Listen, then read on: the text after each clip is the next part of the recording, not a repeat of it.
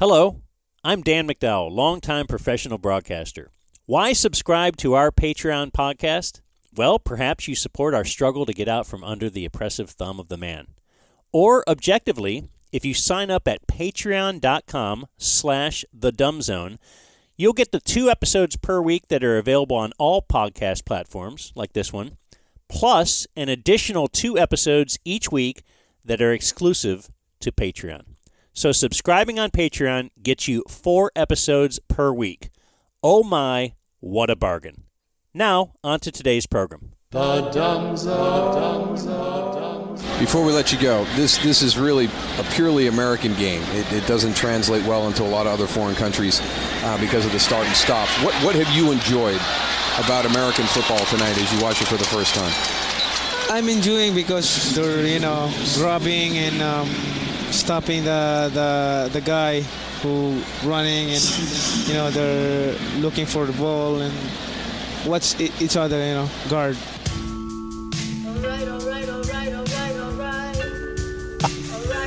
It's never not going to be funny.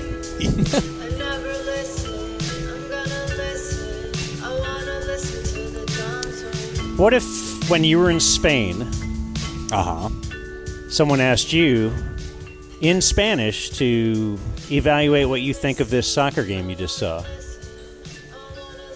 I just want you to put yourself in poor Manny Pacquiao's shoes. Hey, you're making fun of the guy. And you're just... Yeah, I probably would have said, why am I up here right now? I don't speak this language, and I don't... Well, no, you're a famous boxer.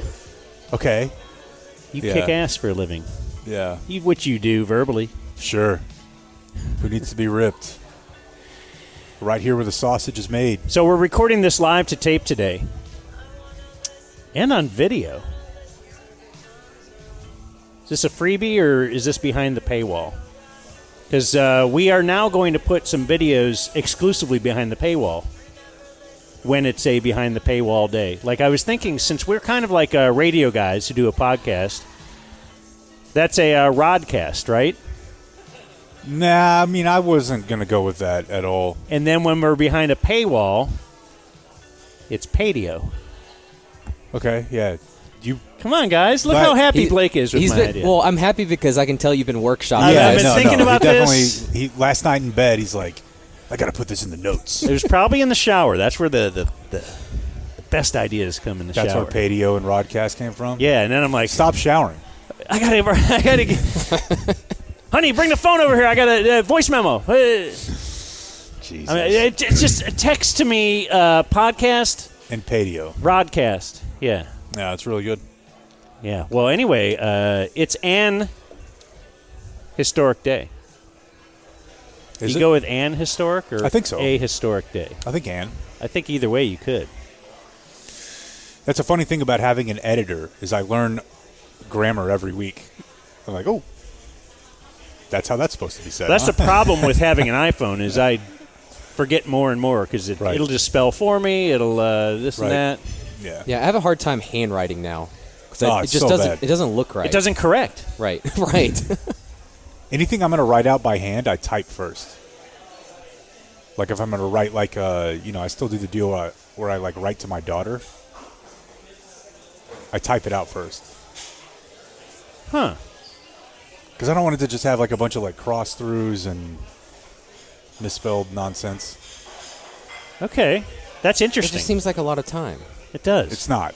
Is your daughter really worth it? She is. The boy's not. Okay. The boy sounds awesome. Jesus Christ. Why? What's wrong with him? I mean... Just a terror? Yeah. I don't know, dude. You guys got to come over and see it more often, and you'll get it. You'll get it. Bring him to the Super Bowl stream. I was thinking about bringing Vince. Boy. Yeah, you need to. I don't know, man, because we're going to have we got a big party scheduled for Sunday. Super Bowl on Saturday or Sunday this year? I think this year they're doing Sunday. There were a couple people that have been making that push. I think Dan Patrick being one of them. It should be. Yeah, you need to be off the next day. It makes no sense. Late-ass game. Everybody's drunk, eating terrible foods. You've already got the alliteration. It'll still work. It'll still work. Super Bowl Saturday. Right. Yeah. You know, we have our own company. We could just take off the day after. We could. It's true. We could do whatever we want. We could. So my thought is just I think like, we should have like 3 weeks off. I know that like it's going to be a hectic environment, but that's kind of why I want to bring him. Dude, is there any way? So we're getting. I'm going out of order, but I'm being distracted by a butterfly. Do not turn around, because I want you to be distracted when I am. But I want to just say where we are today. Sure. And then promote Sunday and everything. But it's an historic day because we are at our first ever.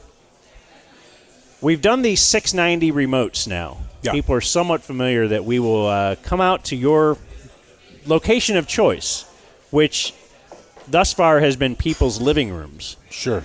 And we will broadcast for $6.90 for the hilariously low priced.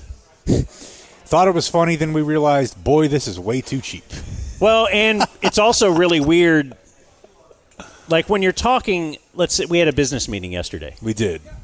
Quite a few of them, actually. And when you're sitting in there with business guy and you're like, okay, well, and he's like, all right, what's your model? What are you doing now? All right, well, we're behind a paywall for the most part, and people can pay. And then I was wondering, okay, because Jake was telling him, we're with like a real big. This guy is a leader of industry, and I'm like, will Jake say $7? Will Jake say what we charge? And he's like, and we charge $6.90 a month. And the guy didn't blink. Yeah. But I was just kind of thinking if we ever, I thought about it, but I read pricing the room. schedule. We're I read like, the room. we charge. You can get a 420 remote. You can get a 690. You can get a. What other sex acts can we work into our pricing structure? But we're at Cane Rosso at the Star in Frisco. You think Jerry's ever the great eaten here? Cane Rosso? Jerry has never been here. I bet he's eaten food from here. Has Jerry Jones ever been here? That's Jay. Dude, if he's going to buy wine at the gas says yes. station, he's going to come over for pizza. Yeah. Okay. Dump up a whole thing of salt on it. Well, I would say... I bet Or the I can Parmesan almost cheese. guarantee you Jerry's a Parmesan cheese Oh, guy. my God. Yeah, just cakes it on there. I would not say Cane Rosso is the gas station wine of pizza. I would say I would give it a more Don't elevated... act like Jerry's above going to eat pizza. I think he's buying I bottles of wine realize at that was a 7-Eleven. terrible sales job from Blake, but I think Right. he's really just trying to illustrate the idea that he'll be out in the mix with the people. Yeah, that's what I meant. Many have tried to knock Cane Rosso off the top of the mountaintop. Metroplex pizzas, they can't. Yeah, they can't. They can't. One time I was eating at the one in Fort Worth, and I feel like it was when we were walking in, maybe. And do you know what sopressata is? Remind me, I've heard of it. It's like a type of meat. It's kind of like a pepperoni, but it's better. Okay.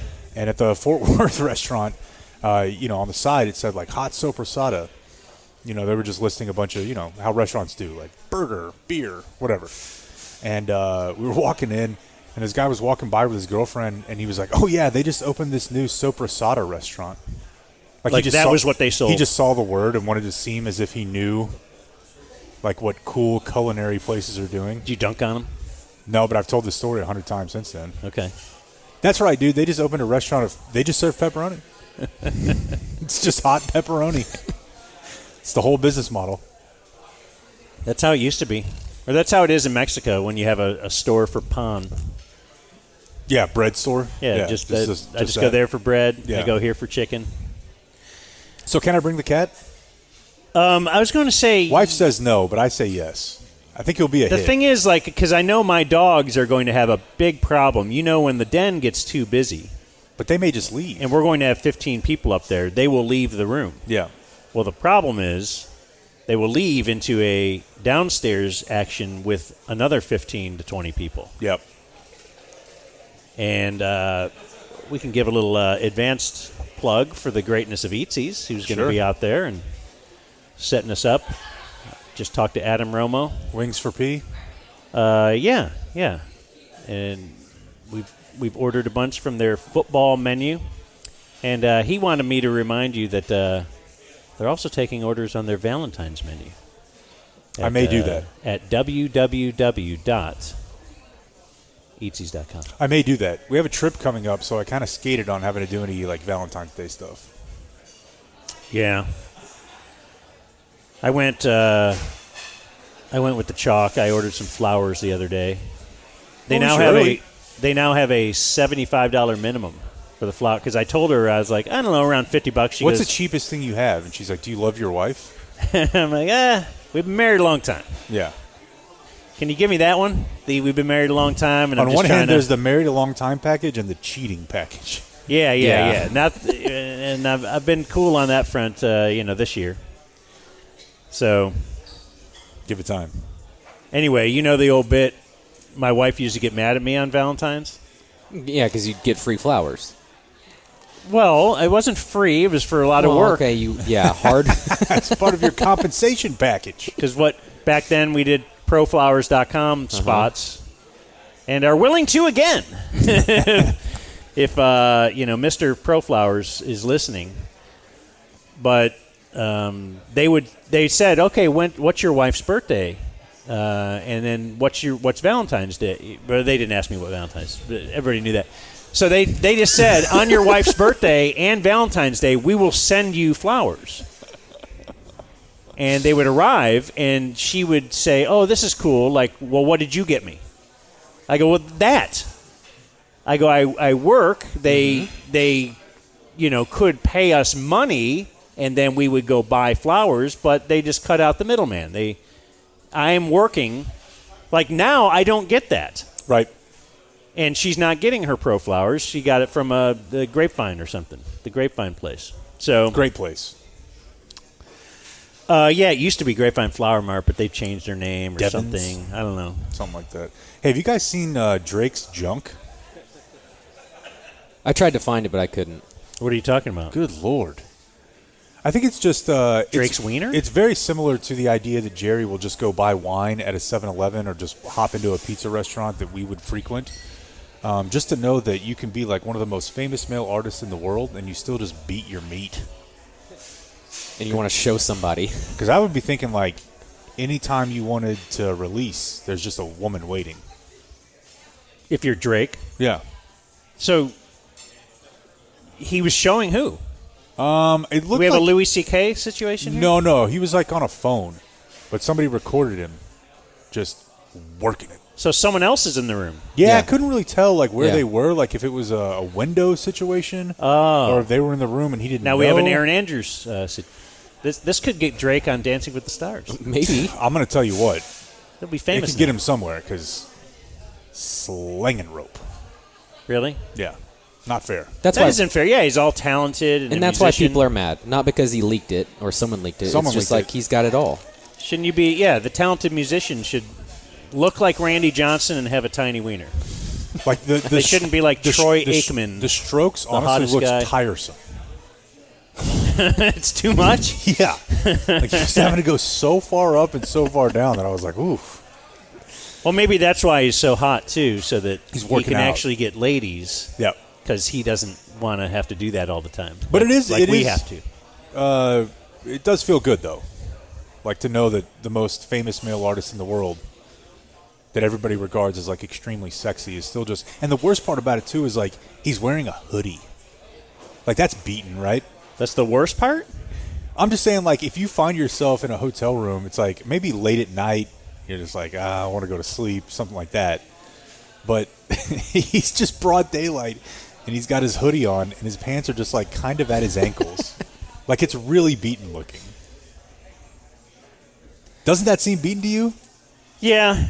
Like, that seems like he really didn't have time for it. It feels like you did. Exactly. Like, this had to happen right now, which is not a good place to be. Yeah, I'm feeling him, though. Sometimes you're in a hotel, and it's kind of like, I'm in a new area. I got to do this now. You got to make this mine. This is my domain. Yeah, maybe you're marking your territory. Now I'm here. And then, once you're done, you realize oh my gosh. What did I just do? How many, and you're all... Need a new room. Yeah, you're like feeling bad, and then you're like, wait, how many other people have done that right here? And then you're like, but I'm Drake, so should I really be doing this at all? That's got to be a weird feeling. Well, you don't want to have to deal with all the other stuff that comes with it if you have to get an actual human there. That's true. You but know? I imagine if you're Drake, you have an NDA and you just slap over a briefcase and say, be gone. What did Greggo always say about the prostitute? I don't recall. You don't pay him to F you. You pay him to leave. Okay. Yeah. All right. Because you can get anyone to F you. I thought you were going to go with the Greggo. The hottest woman you've ever seen, someone's tired of her. Yeah, that's true. Sad but true. But true. So probably goes for dudes too. The great Michael Copeland is here as well. Yeah. He's here. He's video man for today. And are we able to put the video elsewhere, or is it locked onto us? Because can we at least get a picture? Because our other great video man is here as well, who shall remain nameless. You got it. Look at that guy. Okay, look at this. What the fuck? What is happening here? Do you think he came here for us? He's wearing some kind of sunglasses that look like, is it Geordi on Star Trek: The Next Generation? I was going to go with That's a sick reference. Like Thank you. Reading Rainbow guy. Who's that? No? No. Are you mistaking one black guy for another? Because I think I'm talking about a black guy who was on Star Trek: The Next Generation. Yeah, and you for are sure. mistaking him because you. But I know that they look different. Okay. But anyway, he's got these LeVar sunglasses. Yeah, LeVar Burton. Also in Reading Rainbow, so don't you do that to me. Was that him? Yes. He's Geordi? I don't know. Yeah. Oh, okay. All right, Reading Rainbow guy. Great job, Jake. Thank you. You can definitely identify certain I am certain people. completely unracist right now. Right now. And yes, it has We'll take a look. LED It's in a book. dumb zone going across Yeah, as he it's walks just around with his sunglasses. It's Insane. insane, disturbing, and awesome. You got some pizza crumbs over there I might be interested in. Yeah, Cane Rosso, known for their pizza. This is a place where I'm pretty sure I could do 3. Okay, well, I'll bet you Jay would like to see that, and he'd like to see it right now. In fact, I think we just passed the anniversary of that. It was yesterday. Was it yesterday? Yeah. Okay, where Jake, the failed pizza challenge where he ended up on the floor of a studio puking and then just kind of passed out. Sunday is the anniversary of our first official show together, Jake. How sweet. Isn't it nice? Yeah, my whole bit is just kind of like being wrong about everything and then confidently acting as if that could never be the case, including Rip Taylor is in Jackass, not Rip Torn. Yeah, that was Rip Taylor, guest in studio when I worked in Dayton. And I believe I actually said, hey, don't question me on Jackass. You did. I believe that's Yeah. kind of an attitude we get from you a lot, or whatever you say. The thing is, you guys are like merely on the edge of the dumb zone. I was born in it. Yeah. I am it. I am the dumb zone. Yeah, that's another. Now he's going to tell us that's a Superman quote and yell at us. giving people talking to a business guy about your show name as well. It's called the Rollabob. DZ. It's the DZ. Yeah, yesterday dedicated to business. In fact, I'm wearing the same business jeans, Gross. Okay. which I believe gross. You can wear jeans a couple You days. probably farted in them. I have not. Did you throw them in the dryer at least? I just want you to know that business jeans say No farting. no.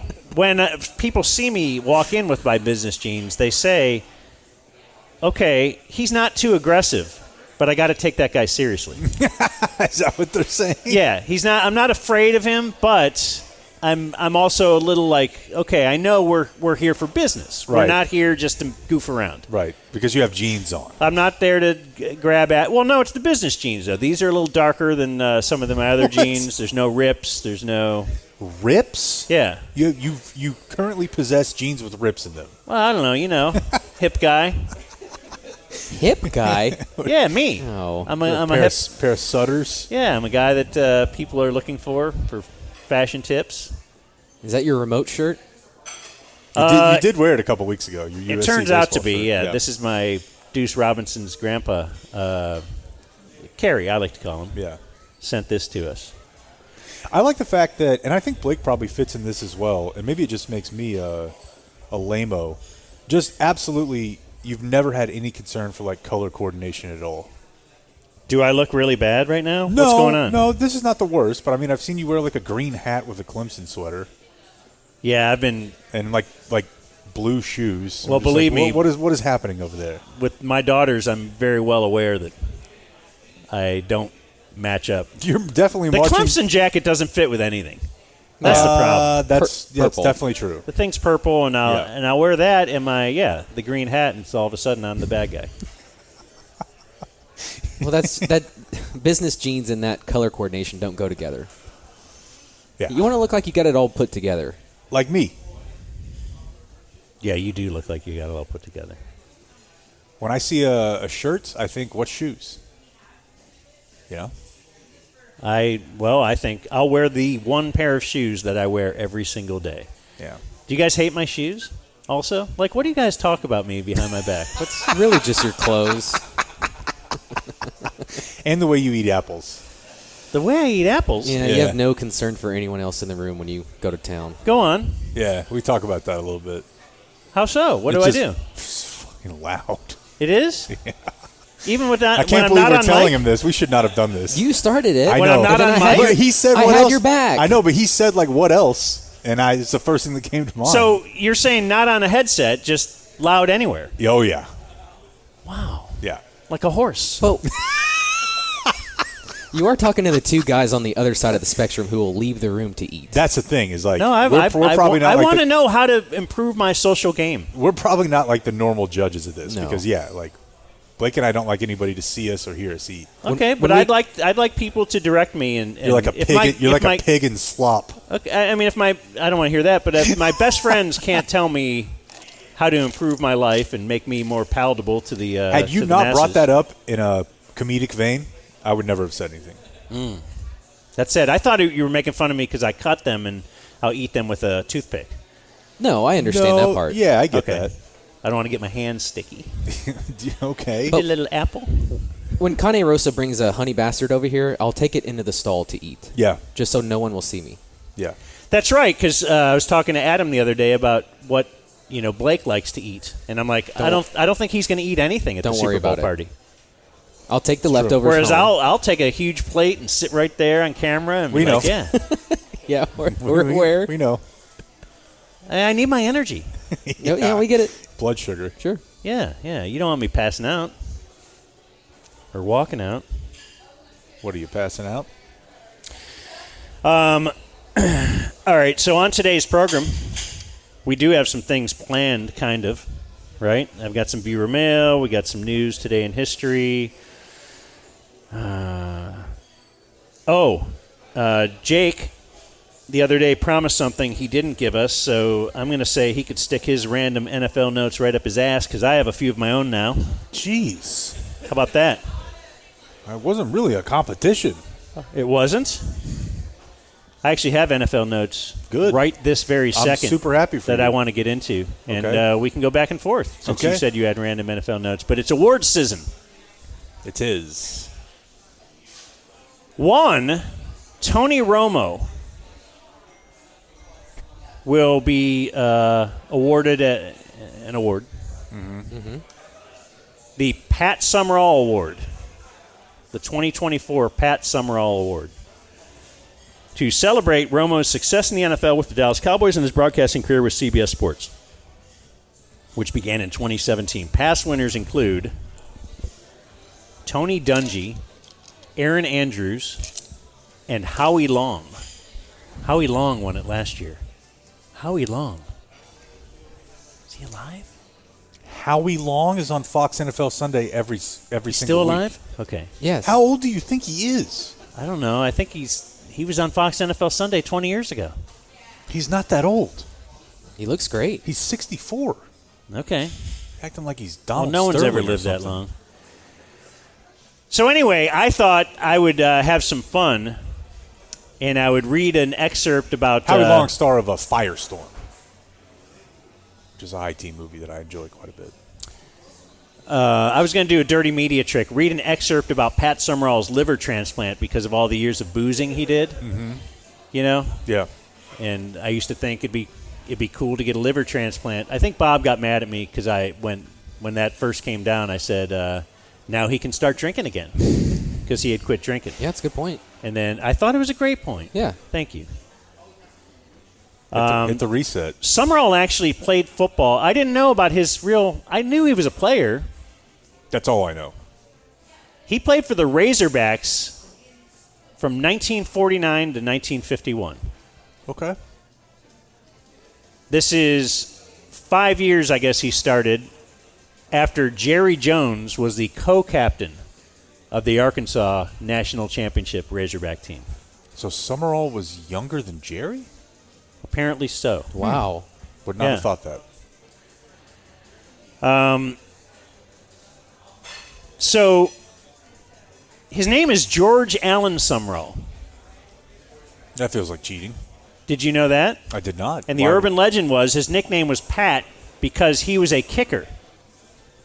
And that was the abbreviation for point after touchdown. That's pretty cool. But actually, Pat said after his parents divorced, he was taken in by an aunt and uncle who had a son named Mike. My aunt and uncle just started calling me Pat to go with their Mike, referencing frequently named characters in Irish jokes told during that time. So that's really weird. I got no idea. I just thought that's a fun fact that now you can share. Yeah, I will. At your Super Bowl parties this weekend. I saw someone the other day post a clip of Madden and Summerall, and they were like, this is the only booth where the guy who's hammered drunk sounds sober and the guy who's sober sounds hammered drunk. It's funny. Like, you listen to Madden, and you're like, dude, what? Right. Pills or what? And Summerall just always seemed straight-faced. Just so stoic. Yeah. So stoic. Legend. The Associated Press Comeback Player of the Year award will be awarded later today. So keep your eye on that, unless it's already out there. I mean, come on. We've known since last year. Well, apparently NFL on Fox has their own voting for the yearly awards, and theirs is voted on by fans. Oh. The AP Comeback Player of the Year will be voted on by the media. And the media, we know, you're woke. You're trying to shape our minds in certain ways. Right. You're anti-dying. You had Damar Hamlin penciled in as of last year, and you weren't even going to pay attention to anything that's happened on the field this year. But doesn't the fans, matter. Baker makes the playoffs. But do you have some stats there you want to read us? On what? A certain quarterback from the NFC South, maybe? Well, I mean, I could read some stats for who will be the winner. Oh, Damar Hamlin? Which looks very, what would you say? Tony Snell. Tony Snell. Stats, the Club Trill. Yeah. He did have that one fake punt that blew up. Didn't work out so well. well. Yeah, he has a terrible. Anyway, Baker won the fan voting. Of course. Oh. Baker Mayfield is the NFL on Fox Comeback Player of the Year. And now he set that up on his mantle right next to, and I know you guys weren't going to mention this because I'm the one who has to do everything around here, the Pro Bowl Most Valuable Offensive Player Award. What a guy. What an award. He won that this past weekend. Yeah. Yeah, playing flag football. Playing flag football. The final score. Which is what he's going to be doing in 2 years. They won 64-59. Which seems like scoregami. But the final score is determined by combining points from the game with those accumulated by each conference over two days of skills challenges. Kill me. That's where we're at. You know, I saw somebody the other day, and you really can't argue with it based on the Danny Dimes test. He's going to get 40 a year. He's going to get Baker? Yeah, it might not. The guaranteed money won't be there. No, it won't, and much like with Daniel Jones. But if he can, somebody's going to. I mean, they're probably going to pay him $42 million a year. A year removed from being cut by the Panthers mid-season. If that's not the comeback player of the year, I really don't know what it is. Well, he didn't die. Again, did Damar Hamlin die? I mean, or was he on death's doorstep? It's like Q-a-Dan. Yeah, I mean, or is that even him? That's right. Now? Yeah, that's right. I saw him at LeBron the other night. Damar Hamlin did? Yeah. That's awesome. You know, you mock him until Jerry signs him in a couple years. You know, You mock it. We had a reality TV show to sign a player. yeah. We don't talk about this enough. We should go back and watch the whole thing. You tired? You weak? So I, You know it was hosted by Irvin, right? I watched every episode of Okay, it. I was good. locked in. Okay. it was great. Oh, It yeah. was so good. Yeah, I couldn't believe it. I really wish they'd do it again. The Pro Bowl also, at least on my social media feed, was earmarked by a resurgence. He's back. Aiden Diggs. Ugh. And I have to wonder, didn't Trayvon get hurt like in week 2? Why is Aiden Diggs at the Pro Bowl? His uncle's there. We're getting over Aiden again. He's still cute. I don't know why you worry so much about it. I just feel like we're really going to not like him when he becomes a smart mouth teenager. Because it's all cute now. I don't think you like any kid when they become a teenager, though. That's true. Like, are there any that you're like, solid hang? Bronny. Yeah, Bronny's pretty sweet. Dude, their team is getting wrecked. Have you seen them? What do you mean? USC basket. He will not be there next year. What do you mean they're getting wrecked? They're bad. Well, I thought he's going into the draft next year. You think 1 year? I mean, I guess he could, but he'll I'm either, already seeing things like, should the Knicks draft Bronny to be able to lure LeBron? Yeah. And you know who I want to draft, Bronny. Cuban drafted an Indian guy because he was 7 feet tall, and they thought they could break into the Indian market. That guy's a wrestler now. Isn't the only reason he drafted Nahara was because of their strong Hispanic base for their? I believe so, yeah. Yeah. Yeah. Why not? Maybe he should draft like a trans person. Just tap into all the markets, you know? That's You my. know that's a good idea. You guys can. I ignore it if absolutely you do. want. No, I'm not against it. What's next is going to draft a toaster. Does that fit? Whoa. Oh, wait, I do have one more NFL note. Oh, my gosh. Every conversation with parents. What are you going to do? You going to marry the laundry machine? Actually, I got a couple more. Sorry, I was going to throw it to you for your NFL notes No, that are you- really stale. Kind of cucked me here.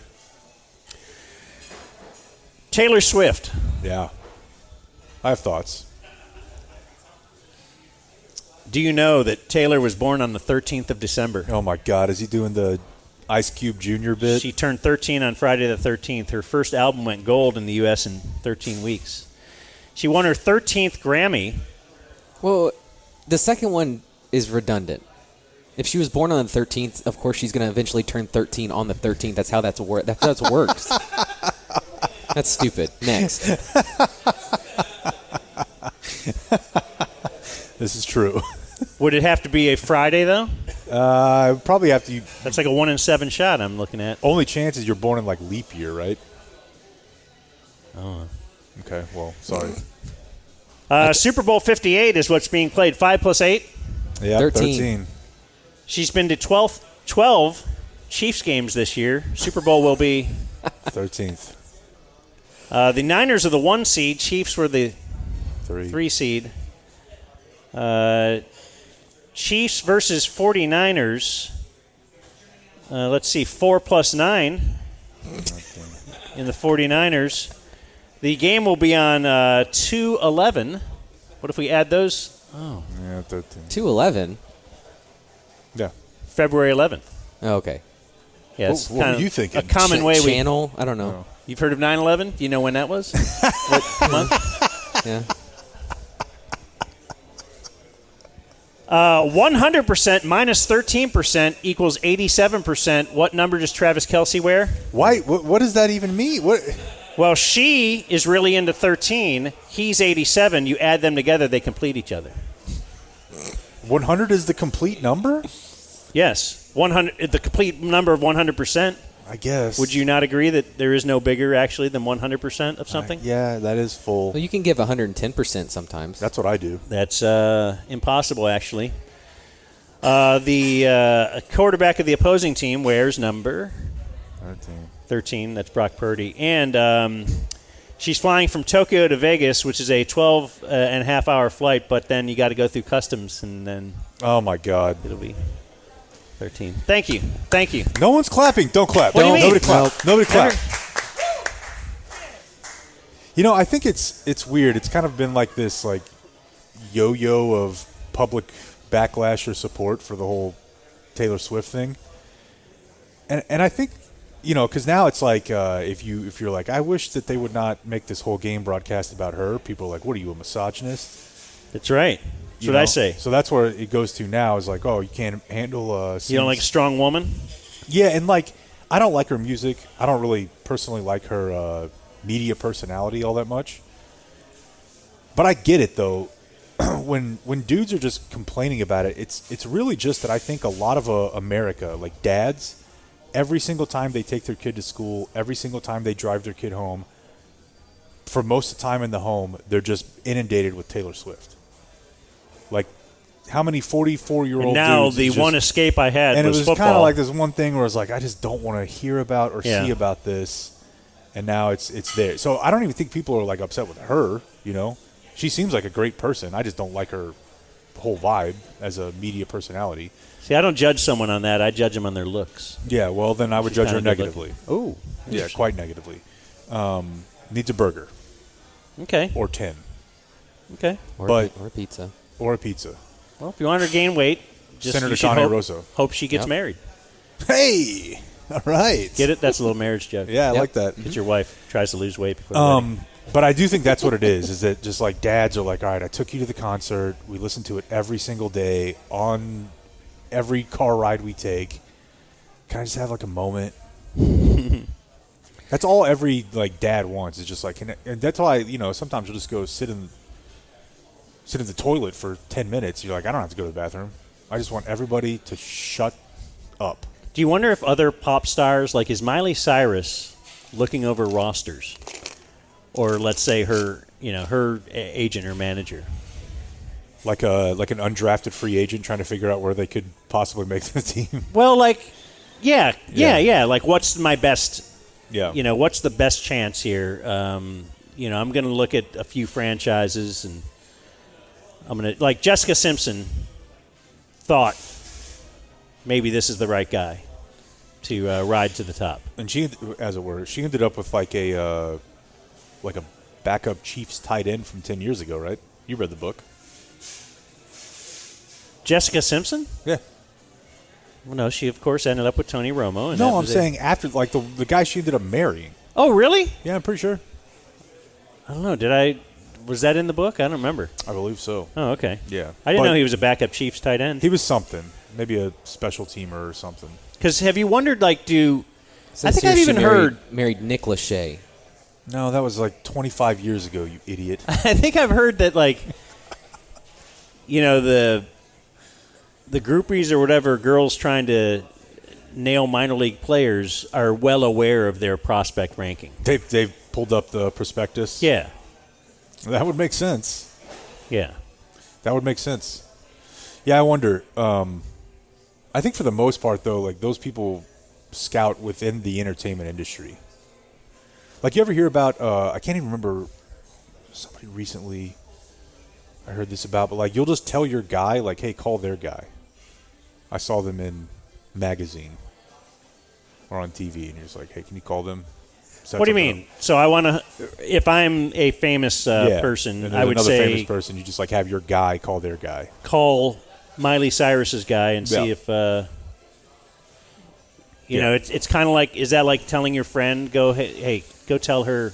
My friend thinks you're cute. Yeah. Yeah, pretty much, except for famous people. And then they could just say, not interested. Yeah, but I think that's kind of how famous people dating works. Wouldn't you love to know all the not interesteds? There's got to be more than interesteds. Yeah. Like, I'm not into that. Yeah.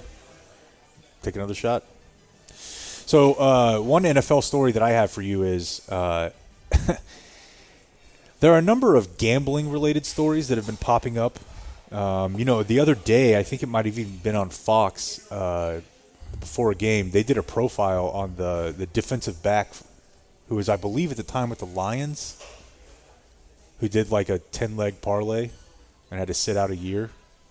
Might be with Seattle now, but The latest one is there was a Jaguars financial employee, like he worked in the finance side of the organization,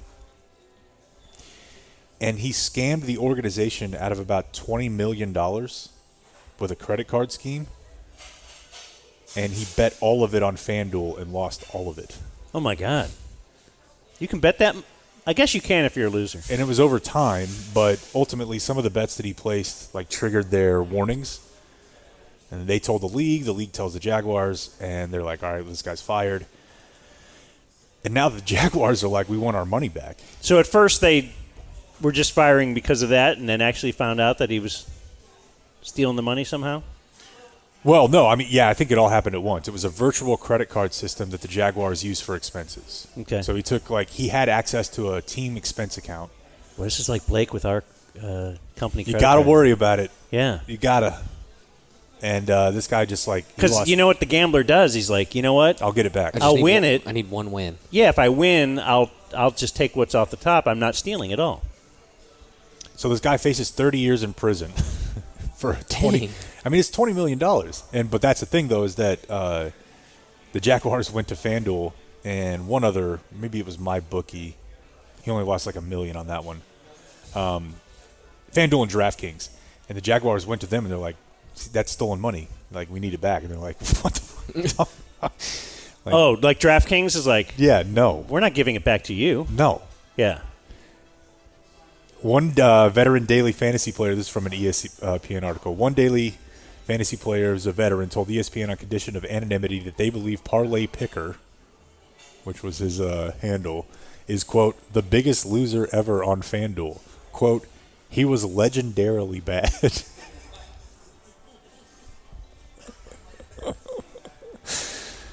Co-workers assumed that he was had like family wealth because he would see that they saw him taking lavish trips, clubs, nightclubs, and an abortion. So much for inside information helping you. You would think, yeah. That's like Blake losing his fantasy football league. Yeah, I thought you were a sports guy. Yeah, you're working sports. Okay, Le'Veon Bell held out. He wanted a new deal. I didn't know that.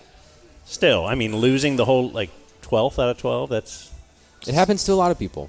Well, it really only happens to one every year. Yeah, you. Well, I just got lucky it happened in back-to-back years. That is lucky. All right, and then the other thing I had for you, I want you to listen to Greg Olson because this is a very weird situation. I'm not sure that I've ever seen one like it, and maybe that's where you can provide me with a little bit of historical perspective as an old man. Oh. Just the fact that for 2 years Greg Olson has known, you're going to get replaced. It honestly doesn't matter how good of a job you do because I think he's done a great job. I think overall, I really warmed up to the idea that the big game is going to be KB, Greg, EA. Did you buffer on purpose? No, I was trying to think of a nickname. What the nickname in the commercial that they call Tom Rinaldi? Doesn't he have a name? Teabag. Yeah, it's a Teabag and EA.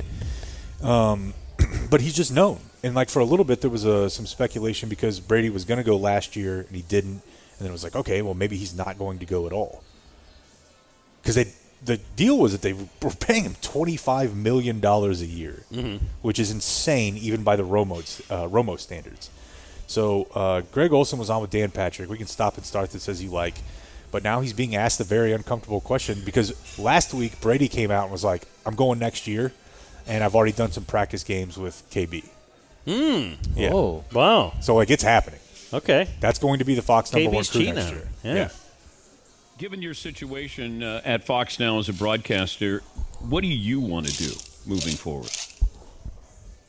I want to call top games. Dan, I feel, 2 years ago when everything unfolded and, obviously I've known Tom was coming for, over, 2 years, year and a half, whatever you want to call it. And, that part of it we always knew. It was a matter of when. We didn't know exactly when the timeline. It ended up not coming this past season, which gave me a second year with Kevin in the booth with the A team. But, going forward, my goals haven't changed. My goals when I started out calling games with Fox, 3 years ago, was I aspired to be a top broadcaster. I really thought I could do it. I thought if given the opportunity and the chance, I could show people that I could do it. And I got the opportunity, and Fox was kind enough to give me that. And, I think over the last 2 years, we've really changed the narrative. I think we've changed where, hey, this is just a placeholder. This is a guy, to being like, no, this guy can do it. So my goals and aspirations, if anything, have even gotten more committed to, I want to call top games. I want to call games in front of 57 million people and dive into the biggest moments and why it's happening. And I feel like we've done as good a job as that as anybody in the industry over the last couple seasons. And where that is, how that is, when that is, I don't know, right? There's so many moving parts out of my control. But my goal is to be a top A broadcaster again. And I'm going to do everything in my power to achieve that. And that's been the goal that I've laid out since I entered this field upon retirement 3 years ago. It was a little bit more, but doesn't he sound sad? Yeah. I mean, I would say sometimes even if you're very successful at the job that you do, your bosses for some reason say, well, we can do it without you.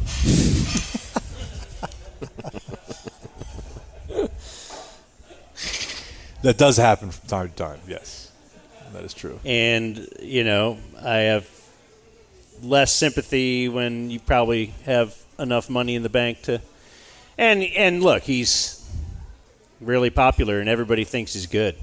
Yeah. You know, something's going to work out. Maybe it's that Brady fails. Because, you know, that's dicey to try and figure out. You know, you might be at a dinner party and Jason Witten is wowing you. And it's, oh, my God, this guy, the stuff he knows about football and blah, blah, blah. And he's a Cowboy. This is going to be great. Let's just throw him right on there. Can I say something real quick? Yeah. There's a guy out on the fake practice field in front of the Star right now playing catch. And he's wearing jeans and he has receiver gloves on. He better not be dropping anything. This guy in the Dak jersey, you can see. That's awesome. Black Nike gloves on. But, yeah. Is he alone and just throwing it up and down to himself? Somebody threw it to him a minute ago, but he has a very divorced child vibe to him. Yeah. Got to break them gloves in. Yeah, somehow, some way. No, the thing I wonder about as you make the Witten-Brady comparison is, like, Witten was not a big enough deal to, like, be Teflon. I wonder who's going to tell Tom Brady, like, yo, you had a bad year. The internet will. Yeah, but I mean, the internet's been saying that about Romo. Yeah. And they like him. Yeah, but people have tried to help Romo. So CBS reportedly, executives. yeah, that's been reported. But I just wonder who's going to do that to Tom Brady. Like he's a deity. Yeah, I just think it's also very weird I don't think he's going to be good, by the way. Brady? Yeah. I heard some clips from him a couple weeks ago where he was talking ball, and that gave me a little bit of encouragement. But overall, I just think he's a robot. Yeah, I wonder because Troy Aikman, as a player, was thought of as a robot. Yeah, for sure. And I think very poor prognostications for his future in broadcasting, like this guy. And then he's been great. And, of course, he started differently. Yeah. As you know, not without the number one tag on him and everybody watching him. That's what I was going to say, is that Troy also took, like, the podcast road of, I'm going to go to Europe. Yeah, but Troy also has Joe Buck, who's cool. KB is just a guy. Yeah, but Troy started, okay, so you say he started in Europe. I forgot about that. He did Europe, and then he did Collinsworth and Buck. Then, joined Collinsworth and Buck, so he's the third guy in there, and they had to figure that kind of thing out. That's a little different than here's 16 games of the biggest game of the year, or of the week anyways, with no experience at all. And I don't know. I don't know what happens to Greg Olsen. Like, did they just find him another? I've come to really like him. Not just because he provides a lot of content for the show. I wonder if Amazon can swoop in and try and get him, or... Man, I would hope that they would. I'm sure Herbie has like a long-term contract, but that could not work. What do you mean? Herbie. The Herbie thing is a disaster. Herbie's got to get out. Yeah. It's terrible. Like Greg Olsen and Al Michaels, I could do that. Yeah, I'd like to see that. And do you call that one of the biggest games of the week? They're getting better games now, and we never did this story, but their numbers this year were up tremendously. Pretty much.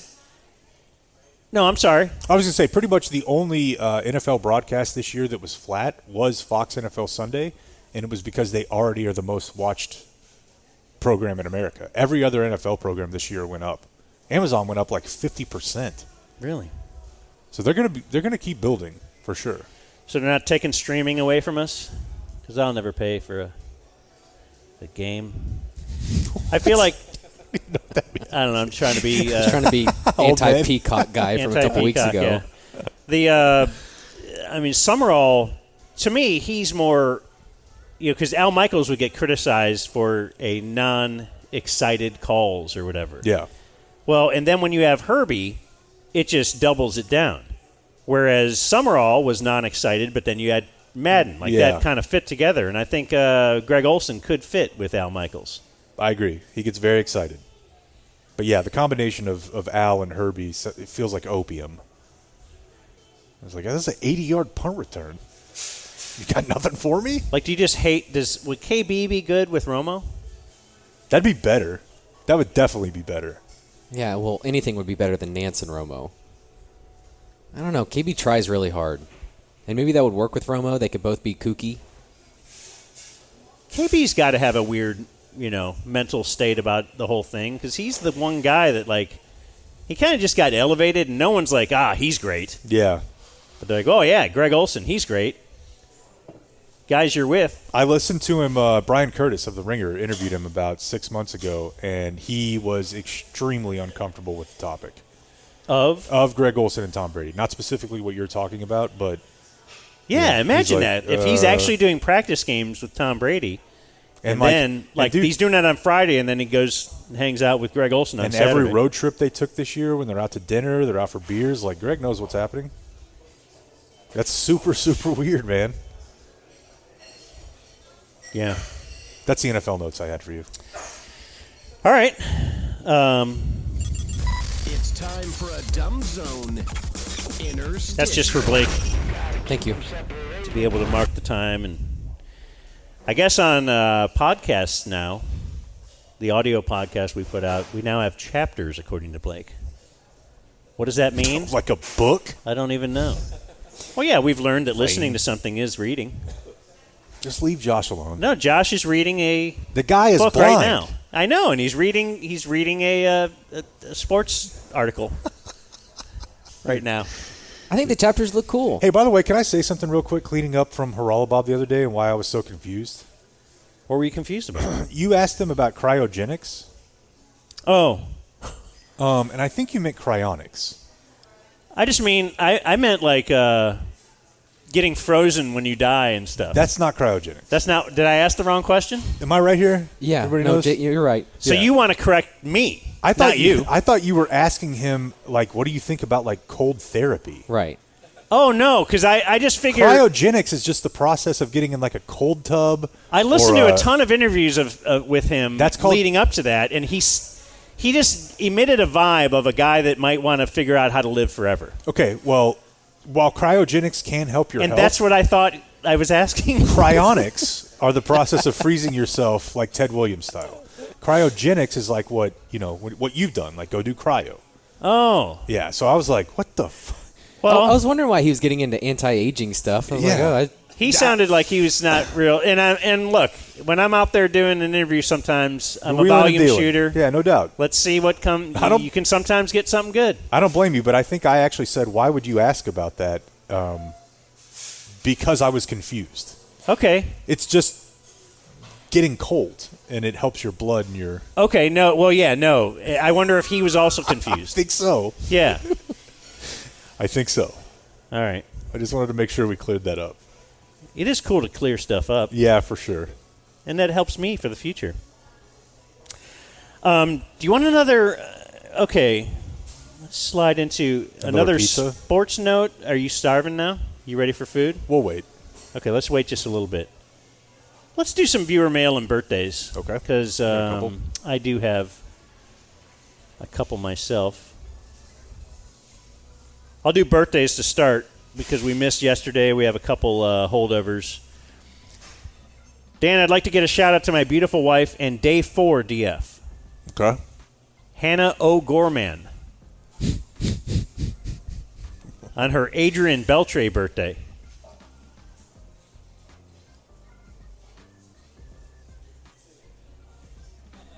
What? Her Adrian Beltre birthday. 29. There's All no right. way she's 29. Adrian Beltre and Holding. No way she's 29. No, it's a yeah. We is it met this 29? guy. He was in the den. Yeah, he's like 40 something. I thought he was a young guy. What, a 40-year-old can't date a 29-year-old? Not. Or marry? It'd be weird. That would not be weird. When did they get married? That is a good question. Leaders, how you pronounce our last name, and hearing Dan's healthy routine and eating habits, then giving me a look to let me know I could be doing better. From Robert O'Gorman, who signs off, P.S., give it to Rathman. Yeah. One of those offenses. February 7th is my Bill Romanowski birthday. 53? 53. He says, Jesus, tough day. Next year I get a Manster birthday. Let's see. My leaders are Jake's lake neighbor, who told him there was a filthy threesome occurring on his dock, Blake, and Chappie's terrible pics. Drop request, Blake's dating app rules. Subscriber number 1367, day 2, Matt Armstrong. Okay. There we go. I'm surprised you knew Bill Romanowski's number. Do we have I don't want to tell you why I know it. You'd think because he was like a really good NFL player. But really, he was a really good linebacker in the movie The Longest Yard. With Adam Sandler. Right. Yeah. And he wore number 53 in that movie. Not the Burt Reynolds one. Okay. Yeah. I like it. I thought you didn't watch any movies from people from SNL. No, I said Adam Sandler's the exception. I watch Okay. Happy Gilmore Yeah. Thespian. and The Longest Yard. Interesting. We do need your dating app rules cut off, so I can play it anytime we need it. It's in there. Fat. Whoa. Says it's in there. Why aren't we playing it right now then? Just read another Mr. birthday. Just sit back and just look at things. Just read another birthday. I'd like to wish my Sitting here. DZ listener twins Nora and Everett a happy 8th birthday. Thanks to Jake, I had to explain why one person would poop on another person's head, from David. I mean, I think that's my fault. I think Jake wanted to avoid that part of the story. it happens, man. Happy birthday to my brother and DF Chris. But I am interested in your explanation of that. Let me see, when two people love each other. The most. First they eat peanuts. Oh, God. Chris, DF Chris is turning 30. He is the guy who sent the request for Blake to mash up Dax Here We Go cadence with Mystical's Here I Go, because he is self-described as not good at computers. He really wanted credit for that one? Oh, it was that bad? I mean, it was fine. I did it for him. I didn't think it was a roaring success, but go ahead. Chris was in 2 car accidents on the same day recently. Yeah, Blake. He got rear-ended, so his buddy picked him up to drive home. On their way back, they were T-boned. You probably need to die. Right? That guy? Like, at that point, you're like, all right. Wait. Maybe he's unbreakable. Maybe he's the guy you should go on a flight with. Lift cans of paint? What? Like, We don't want to lose a subscriber. well, his credit card would probably continue for at least a month. Yeah. Yeah, what does happen to that? I don't know. That's why we should start getting annual, Yeah. so that if we you can get die- someone Oh, locked yeah. in, and Yeah. we'd have you for the rest of the year. Here, do you want these dating tips? You know what we need to figure out is how to sign somebody up for an annual, but every month it gets a renewal for a month, so that it never ends being an annual. Yeah, I think Kind of what like a Jimbo Fisher. I think what you're talking about is embezzlement. Fraud, basically. How long is it? 27 seconds. Go for it. Anything from collarbones up, fat. Jeez. If her first picture is a group photo, she's the ugly one. Oh, if it's a far away picture, like she's doing something like, oh, look at me, I'm shooting a gun or something, she's ugly. Because hot girls will show off. And so, yeah, big sunglasses. That's a no. You know what's under there.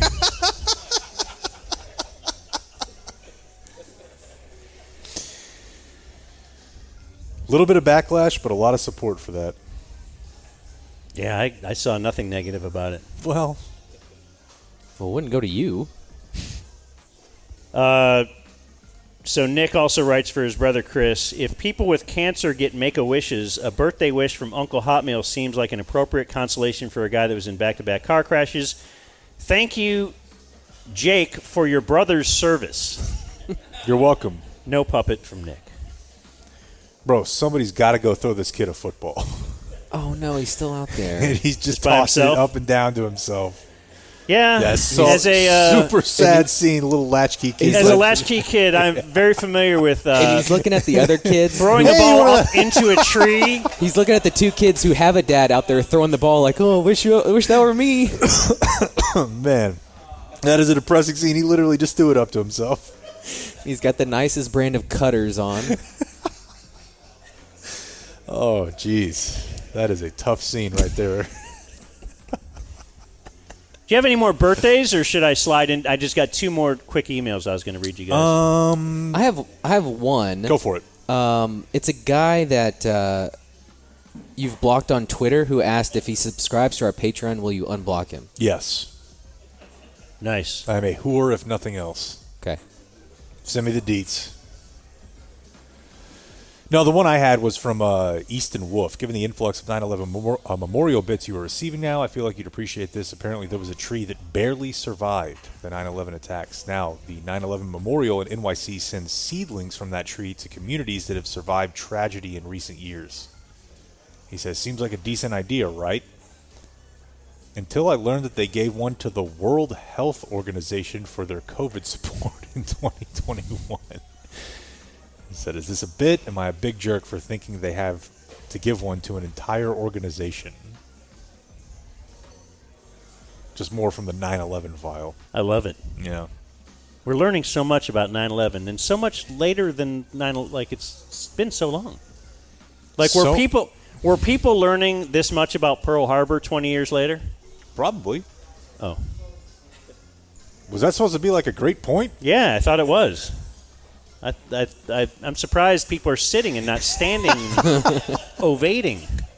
Ovating? Yeah. I've not heard that verb used that way ever. William says, Blake is pretty clearly performing the role of a director of quantitative research and development. That should be your title. Okay. Like Bob Voulgaris. Look, the kid got the other dad to throw him the football. Finally. Jeez. What are you going to do now? You're going to kick it? Well, he's going to practice a watermelon kick. This is going to be a problem if we're going to do remotes. Well, this is just a really sad situation out there. Like, yeah. I'm not commenting on the guy with the glasses who now says no puppet. Yeah, every 5 minutes it's something different. That's amazing. I'm just glad he found a friend. Back to you, Dan. And then I got this from a guy named Austin, who says, Dan and Jake. Sorry, Dan. It's fine. Tough look, bro. It's okay. I'm a massage therapist. Damn it. I want in on this. At the Massage Institute of North Texas, I'm reaching out to offer my services. I may not be as good as Gary, but I'm certainly cheaper. If you're interested, you could book a massage, and then he has a variety of massages for half hour and an hour. Full body Swedish is one of them, and I thought that meant what? Doesn't mean anything like down there playing with your thing? Oh. This guy's not offering to whack you off. Okay. Well, then I'm out. You just think the Swedes are just offering that up? No. He says I'm in Highland Village on 407 in Morris. Oh. So here's the deal about this. I read this last night, too, and I appreciate the email. I appreciate the support. But as I was reading it, I'm like, okay, would I let a listener give me a massage? Probably. For free. But if it's just that it's a little bit cheaper than a stranger, you think you're going stranger? Then I'm going stranger. Like, he's cheaper, but he's not that much cheaper. It's like $15 cheaper than what I pay at the place I go. So, but would it be weird just knowing the person? It would be weird, but it would be worth it if it were free. And I'm not asking you to do this for free, Adam. I'm just saying, you already got a subscription. As I'm reading this email, I'm like, would I be okay with that? And I'm like telling my wife about it. Austin, excuse me. Yeah. And I'm telling my wife about it or whatever, and she's like, well, that's just like $10 cheaper. How is Okay. how it is looks Gary? significantly cheaper to me. Have y'all seen Gary lately? I've not. I've actually never experienced Gary's touch. Did I move too much, Michael? Okay. Okay, well, those are all my emails. Yeah, I read mine, so we good. Okay. I would like to touch on something we mentioned a second ago. Okay. Is the story of Tony Snell. Just his career of putting up zero production? Well, there's the Tony Snell meme, which I've recently become acquainted with because of... the Charles Barkley thing. Okay. Well, that's not the meme. I'm saying there's a Tony Snell meme floating around about like a game he had with the Bucks where he had whatever it was, 0.0, like 10 zeros, and then at the end it says 28 minutes played. Like it's apparently like the most non-do-anything game in NBA history. Like he didn't have any stat line, nothing. I think he had no fouls. He had nothing. Like nothing happened. You would not know he was even there. But the story is that he played 9 seasons in the NBA, and apparently he's kind of like putting out there that he wants to be signed for the rest of this season because that would give him a 10th season in the NBA. Then he would be locked in as far as the collective bargaining agreement, and he would have free health care for the rest of his life. And he's saying he really needs this because he has 2 kids that are autistic, and whatever care they need is fairly expensive. And then you need to know 2 other things here. So one is that Tony Snell, in his 9 years, has made $53 million over his career. And 2 is, while this is happening, so while his agent or whoever is putting this word out, like it's well known, and articles are written that this is his situation. He needs to. He just needs to be on the end of a roster. He doesn't need to play. He just wants a team to sign him so that he will be eligible for this for the rest of his life. Free health care. His wife on Instagram, like 2 days later. Have you seen this? Where she is, she's on a private jet, showing everybody her. Is it called Birkin bags? Are you familiar with this? I am. They're very. Is this like Louis Vuitton or something? It's like okay, so she has like a bunch of them, and she's showing off to everybody on Instagram. Her, she's trying to. This is her brand. This is her image. She flies private jets. She has these awesome bags, and she's just showing everybody her collection. Not just like one bag. She has like a collection. It's like Jay Leno's cars or something. So that's tough. How do we put all that together, and then also say, yes, I want to scream for Tony Snell to get signed by an NBA team, so he can get free health care? Well, I mean, I think it's a little bit weird that the league has like these arbitrary cutoffs. Like, I feel like if you play in the NBA at all, they could definitely pay for your health care for the rest of your life. Same with any other pro sport. I feel like, because a lot of people don't make that much money, right? Like, if you're an MLB player who gets an end of the roster, end of the year call up, you might end up making like $30,000 a year for 4 years. You should have health care forever. These leagues can afford it. At the same time, I question the cohesiveness of the messaging from the Snell family. It's very much Goodfellas, right? Like, hey, don't be showing this off. Like, we're trying to... Right.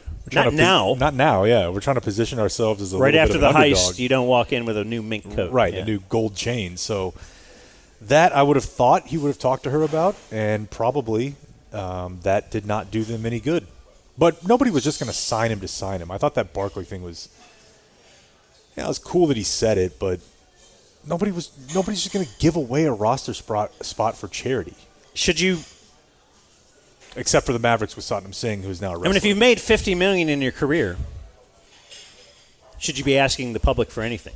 Probably not. It's very, what is the baseball team lady? Alyssa Milano.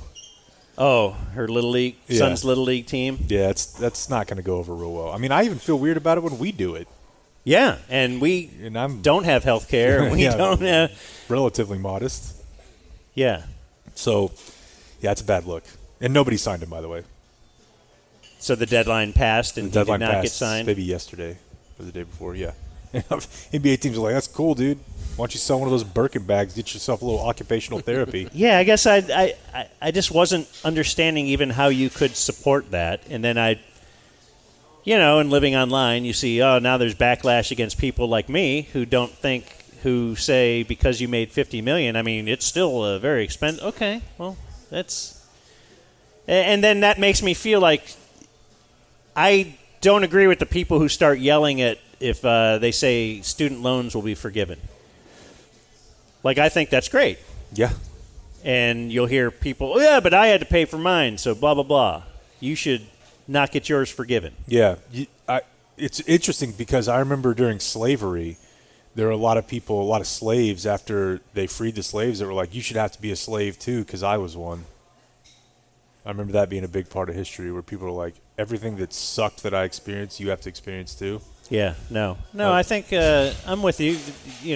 Things should get better, and for every generation, it's probably easier, and it probably should be. I suppose the Tony Snell thing, shouldn't that highlight that how come we don't? Like, how come everybody can't have free health care? Man, I don't know, but it ain't cheap. The therapy stuff for kids in that situation is, I mean, I didn't make $53 million, so. Haven't you alleged that it's because... What is this going to be? I don't know. Well, no, like is it Nordic countries do have universal health care, and everybody's like, well, why can't we be like that? Yeah, because, I mean, the main reason is that those countries have no diversity. And so everybody looks the same. Yeah, in general, very little diversity. In general, the countries that you see succeed with more of a wide social safety net and included in that is healthcare are countries where everybody thinks that their neighbor is like one of them. But if you have the ultimate melting pot of America, where literally 200 years ago a lot of people were slaves, nobody is as stoked on sharing. So it's like, wait, I'm paying for this guy, that guy, inner city family. Yeah. Why do they deserve it? Yeah, and that's exactly, in my opinion, what it is. And then you couple in with that like the drug companies and whatever. But I think at the base level, most people are like, yeah, I'm kind of just into people that look like me. And that's why we could never have it? I believe so. Unless we mix enough. Yeah, that's going to be the key. And we get a nice get your Derek Jeter-looking society. You need more of your friend that you signed up for porno. Oh. You did that? No, I had a buddy that he signed up. He liked black guys and white girls. So I had a buddy who... Oh, you could see his watch history? Well, yeah, because he's like, my wife looks over our credit card bill. I had a lot more scene control / wife that doesn't pay attention to that stuff. So I don't know if it's real scene control, because if she did look at it, she'd be like, what is this? But yeah, so I would sign him up. He would pick the website, kind of super bad-ish. Yeah. He would pick the website. I would sign up for the porn site on my credit card. He would pay me, and I would also get to use that account. Well, yes, when you go into that account, you see recently watched. And I didn't want to see that, because now I know he loved the bigger, the better black guys with white lady. It was all interracial. It was all like, it was the whole thing. Thank you, Cane Rosso. Yeah, no, it was. The last video is halfway watched. Well, this is the point where That's where I only searched missionary, because then I knew, that's what he's going to think. I don't want him to know right. Yeah. all the depraved stuff I really want to search here. Little red herring type situation. Yeah. Oh. Do you think if he watched... Oh, it's still going. Stuff like the dude in the corner watching his wife get railed or something, do you think like that does that mean that he wants that in his own life, or is that just a fantasy that you can live out? Couldn't it be both? Or could it sometimes not? You don't want it in your own life, but you like to see it. Sure. Okay. Yeah.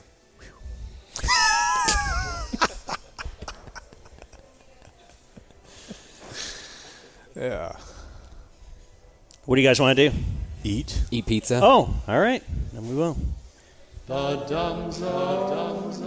We're going forward with blockchain com.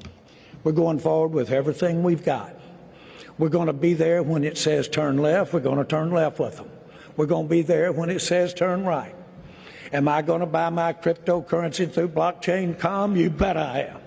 And I want to encourage millions and millions of people to do the same thing. I know a little bit about being wise when it comes to a dollar. I want you to know I've had my share of mess-ups too, and we probably are well aware of those. But I do have some instincts. Blockchain com is going to be the way to go in this country, and the Dallas Cowboys are going to put everything we've got behind it to make it a household word. You're listening to The Dumb Zone. The Dumb Zone. The Dumb Zone. The Dumb Zone. Don't hug me. What the hell is that, Anthony? Thanks, Blake.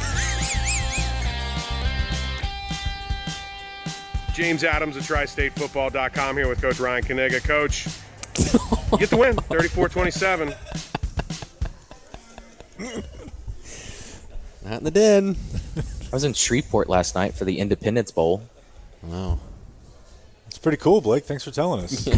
We're just having a little fun here at Cane Rosso. Yay! Legitimately, and I think I would know, the best pizza in the city. Jake, you couldn't take down 3 of these pizzas. And I'm not meaning doing that to startle you or make you mad. But this is not thin crust. It's thin enough. No, it's not. It's kind of like the middle is thinner, but the crust is thick. So it's a combo. I feel like it's a combo, like what we're trying to do here. Yeah, exactly. I would like to try this.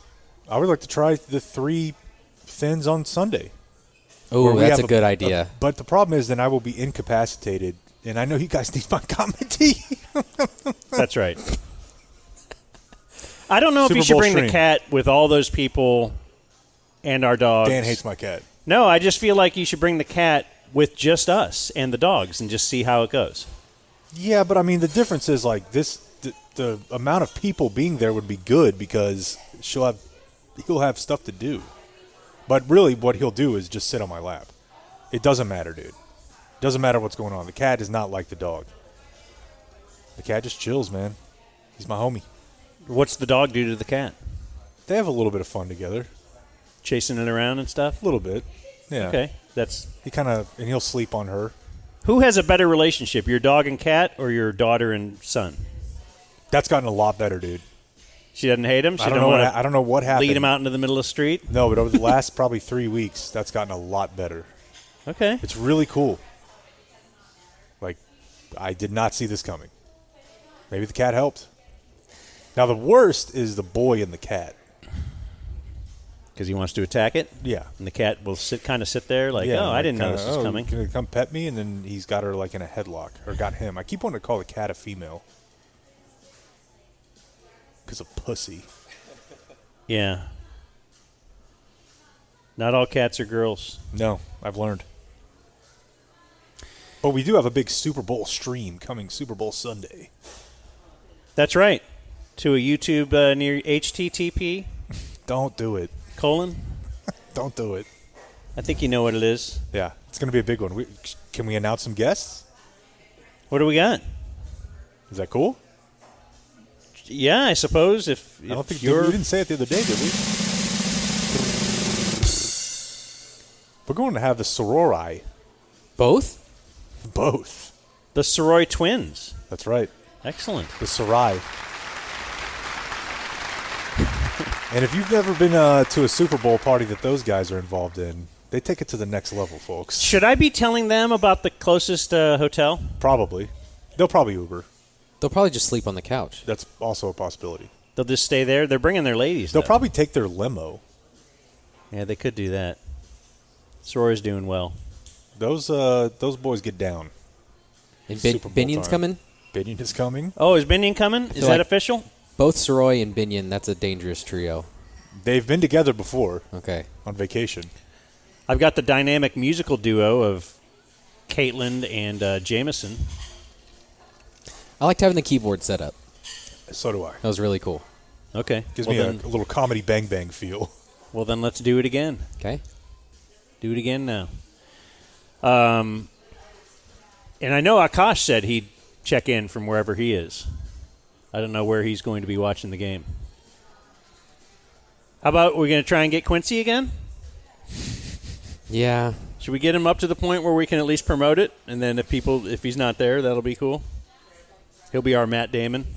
Every night. Okay. Yeah, I'll call him. Do you know the Matt Damon reference? No. Kimmel. That was an old bit on Kimmel, I guess. What, did he ever actually get bumped? Yeah, I think he might have gotten bumped once. And then, or like had to bail or something. Because they would promote Matt Damon, and then there was no Matt Damon at the end of the show, and Kimmel apologized. And then it became a bit where he did it every night. Yeah, for years. I don't know that he still does it. I They was- still do it? Okay. Does he? I was wondering if Kimmel is not funny now or has never been funny, and I think you answered he's never been funny. Wow. Wow. Yeah. I was a big fan, but now I see the error of my ways. Were you a man show guy? What do you think? Yeah, absolutely, right? Girls are jumping on a trampoline with a murdering sock after sock after sock. wet T-shirt. You kidding me? Are you surprised Kimmel has escaped the blackface? Tins got you warmed up, and then you switched to the man show. This was when Tins was gone. Like, obviously, Howard Stern has some stuff out there that some can't believe that Howard Stern is still active just because he used to use the N-word. He did. In his comedy work.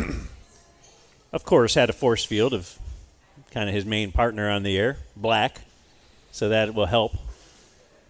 That's the only reason I don't say it. Yeah, because you're white. Yeah, I found that didn't really help when I worked with Donovan for years. It just yeah, it is a little bit weird. Maybe we just do Shane right now. Okay, this kind of segues in nicely, right? Sure. Yeah, and Kimmel did the Kimmel blackface thing. It just depends on when you did it. I mean, I've told you a million times.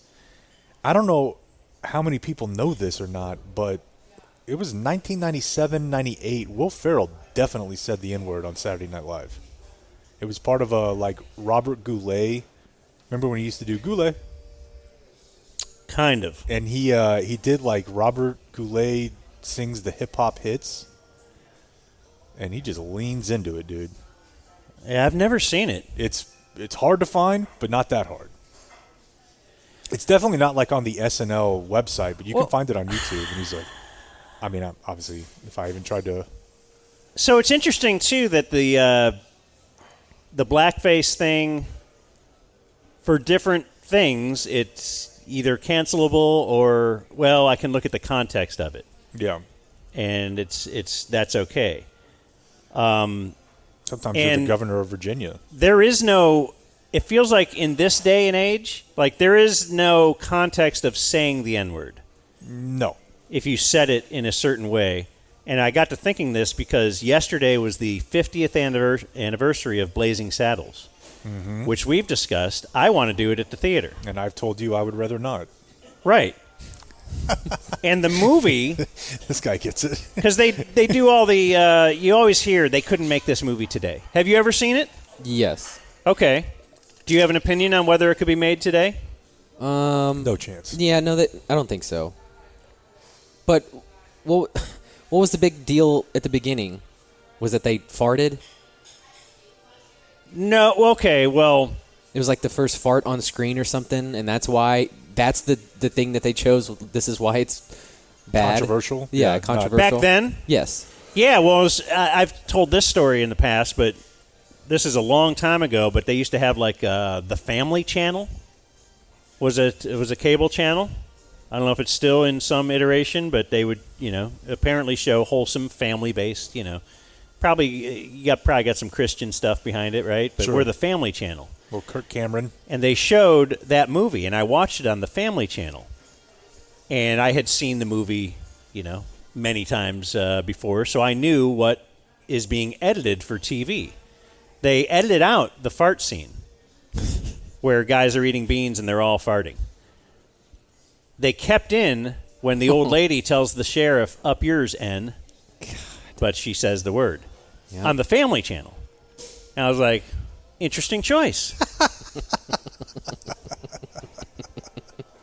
But the movie is about how racism is really stupid. Yeah, I get it. And that the government is corrupt and things are backwards. I mean, it's an incisive commentary, for sure. Right, and that's Shane related. It's just the way, that is what it's about. But no, we can't look at that like we have to, the N-word was said. Can't, no. Like that, just that word was ever uttered. We can't have this be a movie that could be made today. So I wonder. And certainly I think it's a movie that's a classic that we could host and show, but, it's a democracy around here. And I don't know. I actually haven't heard Blake's vote. Seems like I have the swing vote. Yeah, he's the guy that who's he's Joe Manchin. You don't How's even that? know what that's. How's that? Good? That's pretty good. Did it work? It worked, yeah. All right. I You hate don't it. even get it, do you? I hate that it worked, but it works. Yeah. Yeah, that's really good. Thank you. Political guy over here. Yeah, totally. I have my finger on the pulse of the Beltway of politics and how to get things done. That's just what I'm a guy who knows how to get things done. So I haven't heard the Shane audio that you pulled. Oh, the Shane audio that I pulled is just from TMZ. Yeah. From years ago. From years ago. So this is so Shane Gillis, one of our favorite comedians. The best. He's awesome. But he's also a guy that will, do you know the story of Shane Gillis? He was hired by SNL. For about 6 hours. And he does the biggest podcast on Patreon. Yeah. Yeah. Matt and Shane's whatever. And I guess on that podcast, I'm sure the podcast has gotten to be the biggest since the whole SNL thing. I don't know if it was the biggest previous to that. It was big, but certainly not to this degree at all. But after he got hired, or it was announced he was hired, people started looking into his past, as the internet will do.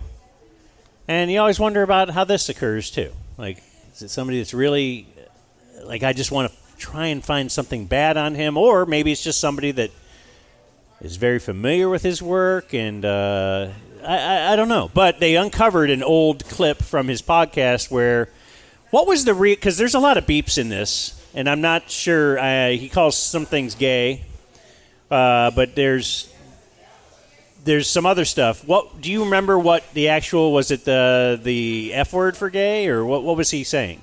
No, I believe in particular the one that got him run was he was making fun of Chinese food. And he used a couple of slurs for Asian people, and he made fun of like MSG being in food, which the reason he got run is he got hired the same day as Bowen Yang, an Asian American comedian. Okay. But the funny thing is, I don't know what you're about to play, but the funny thing is, like, I listened to him on his podcast like right after that happened, and he's like,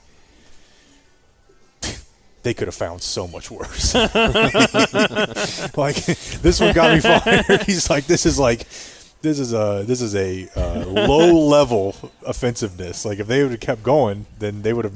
And he also said that they would ask him like, hey, so we know you have a podcast, and he's like, yeah, have you listened to it? And they're like, nah, it's not a big deal though. And he's like, okay. I mean, if you listen to an episode, I mean, I listened to quite a few of their episodes, and pretty much any one of them has something that could get you fired from SNL. Okay. Is the Asian guy still on the cast? He is. Okay, because the reason this is in the news now is that it's just been announced he will be the host on February 25th. And I can tell you, I think it was 2 weeks ago, inexplicably, in the closing credits, where everybody's up on stage, Dave Chappelle was there. Dave Chappelle was not on the show. But for some reason, Dave Chappelle's on one end of the crew. And, he's got some hot opinions that might offend your really lefty-type person. Yeah. Bowen Yang is on the opposite end of the stage and is not even up there with the crew. Like, he's in the background just staring at Dave. So, like, this dude is not chill. So, this is going to be an interesting weekend. Yeah, that's... Like, I don't know if Bowen Yang is... I don't know if he's gay or whatever, but he definitely has problems with Dave Chappelle's opinions and was, kind of expressing that by not really participating in closing credits. Didn't something like this happen with when Andrew Dice Clay was on? Yes. Some of the cast members refused I've read to be that part involved. of the book, yeah. Well, TMZ is the one who released this, at least this week, and they call it Shane Gillis's The Audio That Got Him Fired Resurfaces. And like I said, this is not the original unedited, but we can still listen to it. You can try and figure out. The driver of the bus didn't show up for 2 hours. We were all sitting on the bus, hot bus, for 2 hours. Was he a white guy? Driver. Nah, he was. Yeah, no, I'm kidding. Ethnic. Woo! Compound Media, dude. We in the house, baby. White people, white people, white people, white people. Why the is CNN on in here? It's always. You guys gay now? We're on Fox, dude. This is right-wing white. Get this CNN Jew off here, dude. I need some alt-right Fox News, dude. Yo, Rafe, I with that, dude. That face. Yo, where you been at? Heavy with that. And they're like, this next song was because it was a real sad song, and we wrote it because 2016 was such a hard year for us because of the election. And I was like, these guys are so gay. And I turned around to this chick that I'm seeing, and I was like, yo, I love Donald Trump. And she's young, and she's young, so she's like, what? What did you say? Wait, this is the first she's hearing of this? She knows. This is the first time I genuinely turned to her and was like, for real, these make me love. 90% of the time I'm like, man, I wish someone else was the president. Again, that's what TMZ just put out as. Well, that's not what it was. Okay. But still, I mean, that's some of the stuff that Shane might have been referring to. Like, hey, I got a lot. There's a lot of it out there. There's a lot of stuff in there. He's a very interesting case because, he signed the deal with Bud Light after their whole debacle with Dylan Mulvaney. Is it Dylan Mulvaney? Shane did? Yeah, he recently is a brand rep for Bud Light now. Huh. And it's funny because, I guess if you don't listen to enough of the guy, you might not know this. And it's very similar to what I've described to you guys with Cumtown. Like, they're definitely left-leaning individuals. Yeah. But they're making fun of, but they're also making fun of the idea of how lame the liberal language police can be. Yeah, no, the comedy police can be. I feel like I'm the same way. Yeah, and so, but the funny part is that that Bud Light signs him, and then some conservative people listen to his comedy, and they're like, "This guy's one of us," because he's making fun of this or that. Right. And it's like, dude, he's making fun of you. Yeah. To a certain degree, and also just making fun of everything. I know enough about the guy's politics to know, he's definitely a left of center individual.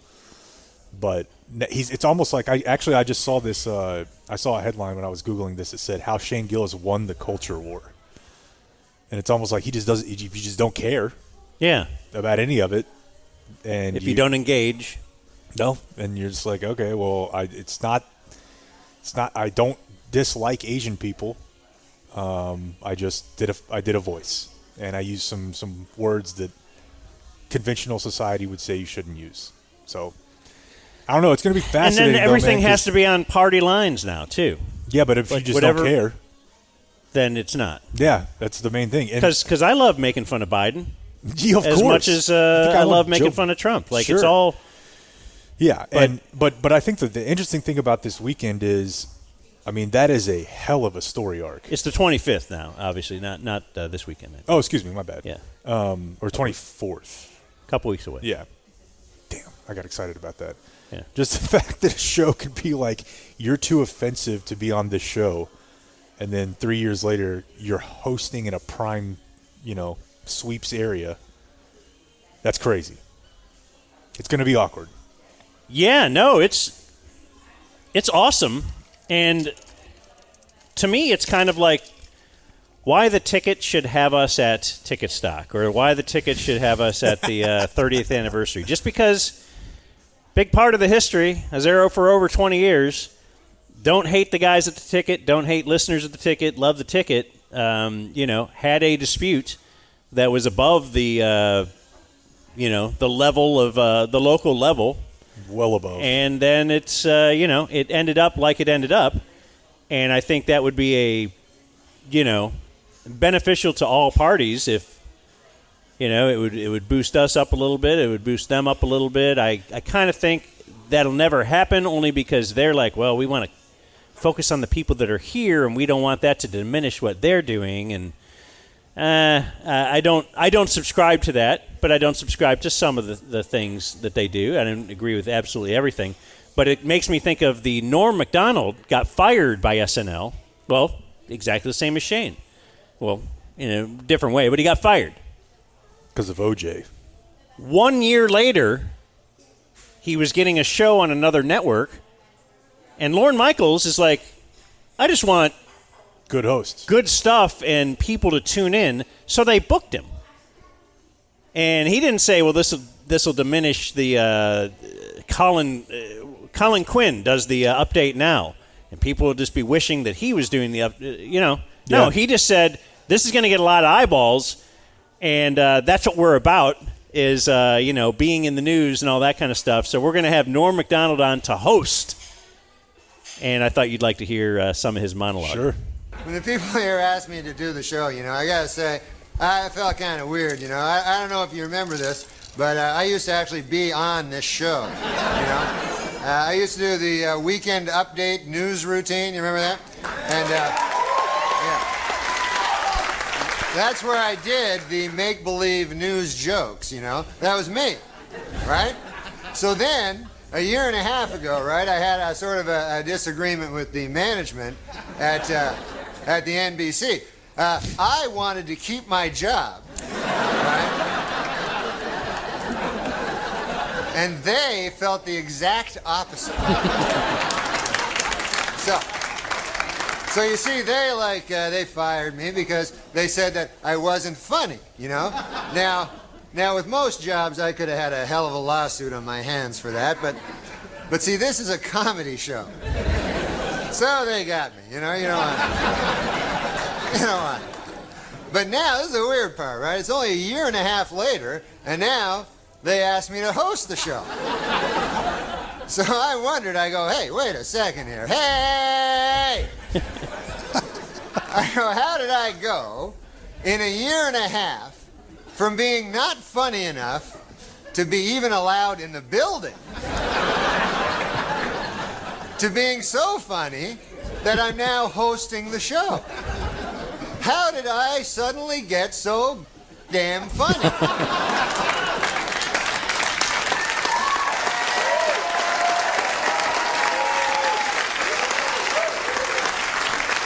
It was inexplicable to me, because a year and a half, let's face it, is not enough time for a dude to learn how to be funny.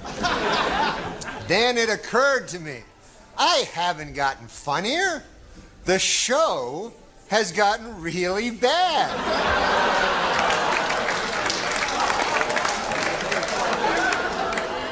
So yeah, I'm funny compared to, well, you'll see later. Okay, so let's recap. The bad news is, I'm still not funny. The good news is, the show blows. That's awesome. One of one. One of one. Yeah, I think just back to the ticket thing, it's weird to me that, and I don't really know that I ever heard an explanation for this that I found satisfactory. But, there are people, I'll just say, for example, Elf, right? Like, Elf does a weekend show now. And Elf, like, actually worked at the Fan. Like, he actually went and, like, took on Bob and Dan.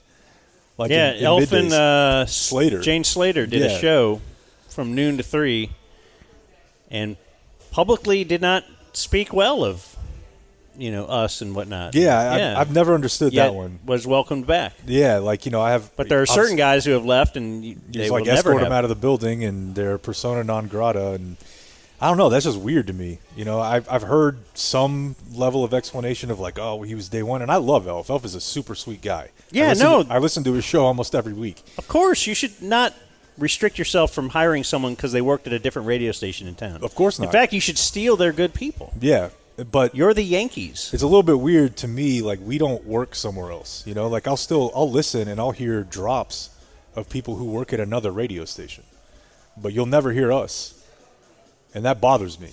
To be totally honest with you. Well, maybe it's not you'll never hear us. Maybe it's like there's a cooling off period. Yeah, I've heard about these cooling off periods. Yeah.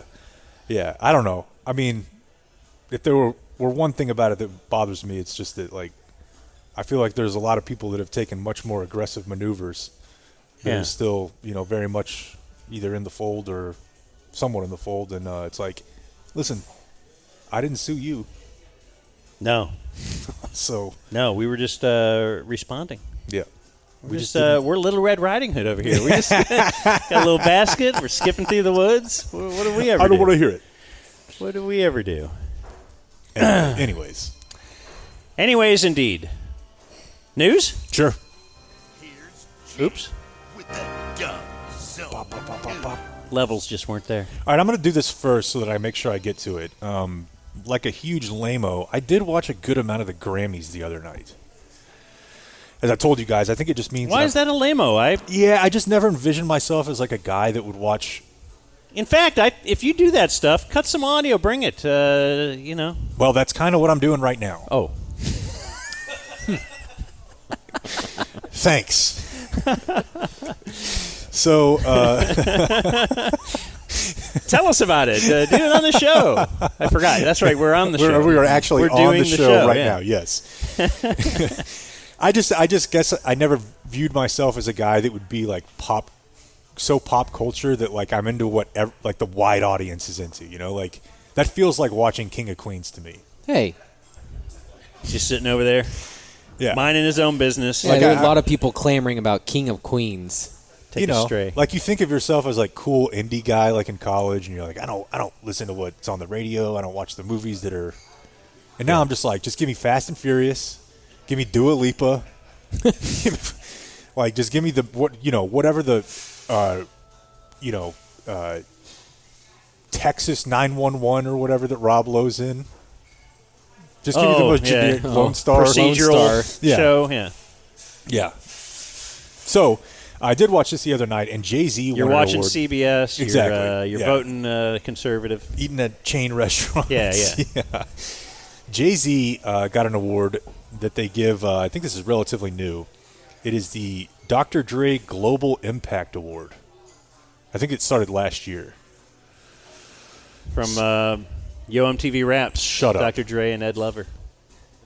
So, I believe Michael. this is. Let's see how they actually describe this. I mean, last year was the first year, and it was won by, you guessed it, Dr. Dre. Damn. Yeah. And again, this year, oh my gosh, look at the this. winner. It's always him. It's Oprah on the cover of her magazine. So Jay-Z's there, and he's up there with his daughter. Which this is really weird because he's a celebrity, but it made me feel old to see Blue because she's like 13. 15 something, and I'm like, damn. Daughter's name is Blue, huh? Yeah, Blue Ivy. Okay. And he's up there with her, and Beyonce's in the crowd. She's 13. We're gonna hold off on any jokes there, Blake. I don't even know what the joke would be. Yeah, me neither. And he decides that he is going to I'll tell you in 3 years in Texas. Okay. I thought it was 2. Limits guy. He decides that he's going to take his guns and aim them at the Grammys because Beyonce has won or has like like 15 number one albums and is, I guess, not one for album of the year. So he's up there and he just starts going in. Honored to accept it. Honored to accept it. And thank you to the Black Music Collective for all the work that you guys do.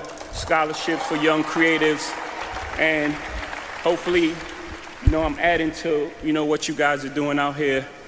Obviously, it's great to have an award for such an icon. How far we've come with Will Smith and them, Jazzy Jeff and the Fresh Prince, winning their first Grammy in '89, and boycotting because it wasn't televised. And then they went to like a hotel and watched the Grammys. I didn't even understand what the... Do you know this story? Boycott? Vaguely, yeah. I think that they weren't going to televise the rap award. Oh. And so, but So then Will Smith's like, we're not going to go then? Yeah, but he makes fun of that. They went to like a hotel and watched the Grammys. I didn't even understand what the... It wasn't a great boycott. We're here. But then, '98, I took a page out of their book. I was nominated for the Best Rap Album, and DMX had dropped 2 albums that year. They both were number 1. Shout out to DMX. And he wasn't nominated at all. So I boycotted, and I watched the Grammys. I'm just saying, we want y'all to get it right. We love y'all. We love y'all. We love y'all. We want y'all to get it right, at least get it close to right. And obviously it's subjective. Y'all don't got to clap at everything. Obviously it's subjective because, it's music and it's opinion-based. But, some things, I don't want to embarrass this young lady, but she has more Grammys than everyone and never won Album of the Year. So even by your own metrics, that doesn't work. Talking Beyonce. Think about that. The most Grammys, never won Album of the Year. That doesn't work. Some of you gonna go home tonight and feel like you've been robbed. Some of you may get robbed. Working the crowd. Some of you don't belong in the category. All right, no. You know what we're talking about there? What? Is that referring to something specific? No, I mean, I think he's probably looking at... He's probably saying that, like, they nominate some people for, like, hip-hop or for whatever, and he's like, that's not even rap music. Okay. Yeah. All right, no, that was it. No, when I get nervous, I tell the truth. But outside of that, we got to keep showing up. And forget the Grammys for a second, just in life. Yeah, now he goes on like 30 minutes of motivational speech type stuff. But, yeah, he just got up on stage and was like, the Grammys are doing this wrong. You're nominating the wrong people, and you're giving the awards out incorrectly. And Taylor Swift is the one that won it, right? Yeah. This year, yeah. So does this always happen to Taylor Swift? Every time she wins something, does somebody go up and try to... She's with Kanye, right? Yeah. That's where it's the legendary. She won new album, newcomer, something like that. And he was coked out of his mind. Yeah, I don't know. I just admire, like, you're in their building. You're like, you guys suck at this. Yeah. Also, it's a weird criticism, too. She has won 15. I don't know. It's not like... Yeah. But she hasn't won this one. But I think Album of the Year is like, that's the thing. That's what you want. Okay. Now, I will tell you... I'd take one of the other ones. Regarding Taylor Swift, since I did watch almost this whole show, she's definitely not trying to shy away from... I mean, she stands up like when no one is standing. What do you mean? Like to give a standing O for... Or if there's like a song being sung and everyone else is sitting down. Now, granted, I'm a little bit that guy myself. I like to stand up and shake it a little bit. And as you guys have been told by multiple listeners who have seen me, they're like, Jake is dancing like Julio Reedrive. Have you ever heard people yell at you to sit down? Yeah. Okay. For sure. And I do. That's never been me to yell, but I do think it. Yep. And then I think, well, I'm the idiot. Just I'm stand at up. I'm at a game, I'm at a concert, but I want to sit down for a little while. And, well, I just, read the section. Yeah, you do have to read the section. Yeah. Everybody's not standing here. Yeah. Taylor Swift will stand up like when they bring out the chicken cutlet, and the camera has to find her, and it's just like, just sit down. It's not all about you. Was Travis? Oh no, of course. I forgot we were doing the news. He's getting ready for. He was not there. No, for football, right? He is. Presumably getting ready for football. Or was it the week off? Was it the bye week? He could have been there. Well, he wasn't. Let's see here. American Airlines. Was Brittany Mahomes there? I wouldn't have been surprised. Did you see Brittany Mahomes is going to be SI in SI, which I thought was gone. Yeah, wait a What's second. What's happening here? Wait, how did I get that? Yeah, last week we talked about Sports Illustrated's done. It's bankrupt. They laid everybody off. They're just going to do the so it's just going to be the swimsuit yeah. episode or issue every year? Like it's just an annual. Yeah. That's all SI is now. It's like Dave Campbell's Texas football. Because I don't know why there are lots of nice-looking ladies. You have the internet. You could just look at the internet. But it does interest me that Patrick Mahomes' wife is going to be in It's very weird. Like I told you, dude. Might want to take a look at it, and I don't know why. Like I told you, when I used to go to that gym, she was just sitting there, like every morning. It'd be 5:30 in the morning. You're going to check it out? No, I'm not, actually. Okay. I'm a man of faith. Yeah. If you know Jake for 5 minutes, you'll find that out. Yeah. I think we've talked about this story before, but it keeps getting worse. There is a former American Airlines flight attendant that has been accused by another family. Stewie. Stewardess. Doing Stewie now? We're going to let him get away with that? Sure. Okay. An Austin family is suing him and the airline. Votes are 2-1 against you. After learning that their daughter might have been a victim of his scheme. His scheme, recording girls in the lavatory. Like, can you think of a grosser bathroom to record someone in? I mean, I guess you can, but that's pretty bad. Yeah, but... Uh-oh.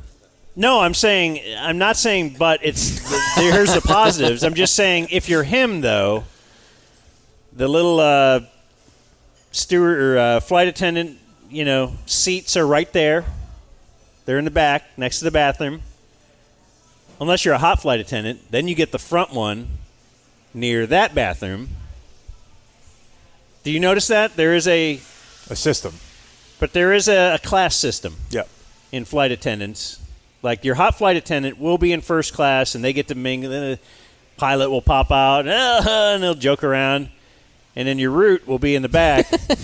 Or the guy. Or whatever will be in the back. And, yes, you're with all the really bummed out people because I got a back row. I booked this flight late. I'm in the middle back row. I'm next to the bathroom. It stinks. It's loud. You ever sit back there? Me? Of course you have, right? That's the only place I sit. Yeah, I go back there. I book. With your trash bag luggage. Yeah, come on. Yeah, it's the loudest. It's so terrible. And you can feel the rage burbling. Yeah. Back there, So I wonder if we're talking about, because that bathroom is certainly the worst bathroom, but you could see the proximity. You can probably get your equipment in and out pretty quickly. You could see where if you were a guy who wanted to do that, that'd be a good job to have to do it. Back to you. Well, and I have a couple of questions about this story because I don't know if it's just that it's kids flying alone, but it says that he would guide girls to first-class restrooms, but before they entered, he would claim he needed to wash his hands and that the toilet seat was broken. And so then he would go in there and put his phone in there and say, oh, it's fixed. The lawyer for one of the families says... Just don't look at it, please. The idea that he's bringing kids up from the economy bathroom to first class, why didn't that raise a red flag? And I'm thinking, yeah, if your parents are with you and some guy's like, why don't you come up to first class, little girl? Yeah. Like, what the wouldn't you be like, no, she's going to sit with her family? Yeah, that seems pretty rare, though, that you would find a kid traveling alone. You say that, and this is wild to me. And I still, every time she tells me about it, can't wrap my head around it. My wife did that like twice a year for 7 years. How young was she? Pretty young, dude. Like 10, 11. And they assign a person to you, and she's told me before that she would do it every Thanksgiving. So she'd spend like the first part of her day with family in one place at Thanksgiving. They would take her to the airport, and she would fly to New Orleans or Lafayette every year. and they just kind of like assign, like I said, they assign a person to you. You have like a thing, like a almost like a lanyard. Okay, what age? When was she? Was it after 9/11? No. Okay, because before then, your stepmom or whoever They could take then you to the gate. You could take you to the gate and then walk you back. You'll be at the gate waiting. I believe it was during that era. I don't believe it ever happened after. So you'd have to 9/11. think, well, that's pretty safe. They can't go anywhere from the plane. Yeah, You're but on the still, plane. Terrifying though. But I guess if you did have a kid like that, you would say, yes, the flight attendants are very aware of, okay, in 19B, it's the child, kid, the minor traveling unaccompanied. And yeah. 19B, there's a minor unaccompanied. I'm going to put my phone under this toilet seat. Yeah, maybe the guy was just like, look, I've always wanted to do this, but only for minors maybe. The guys that would get your coal. No? I don't know what he's doing. He can't keep getting away with this. He's got the hat, the light. We know. Oh.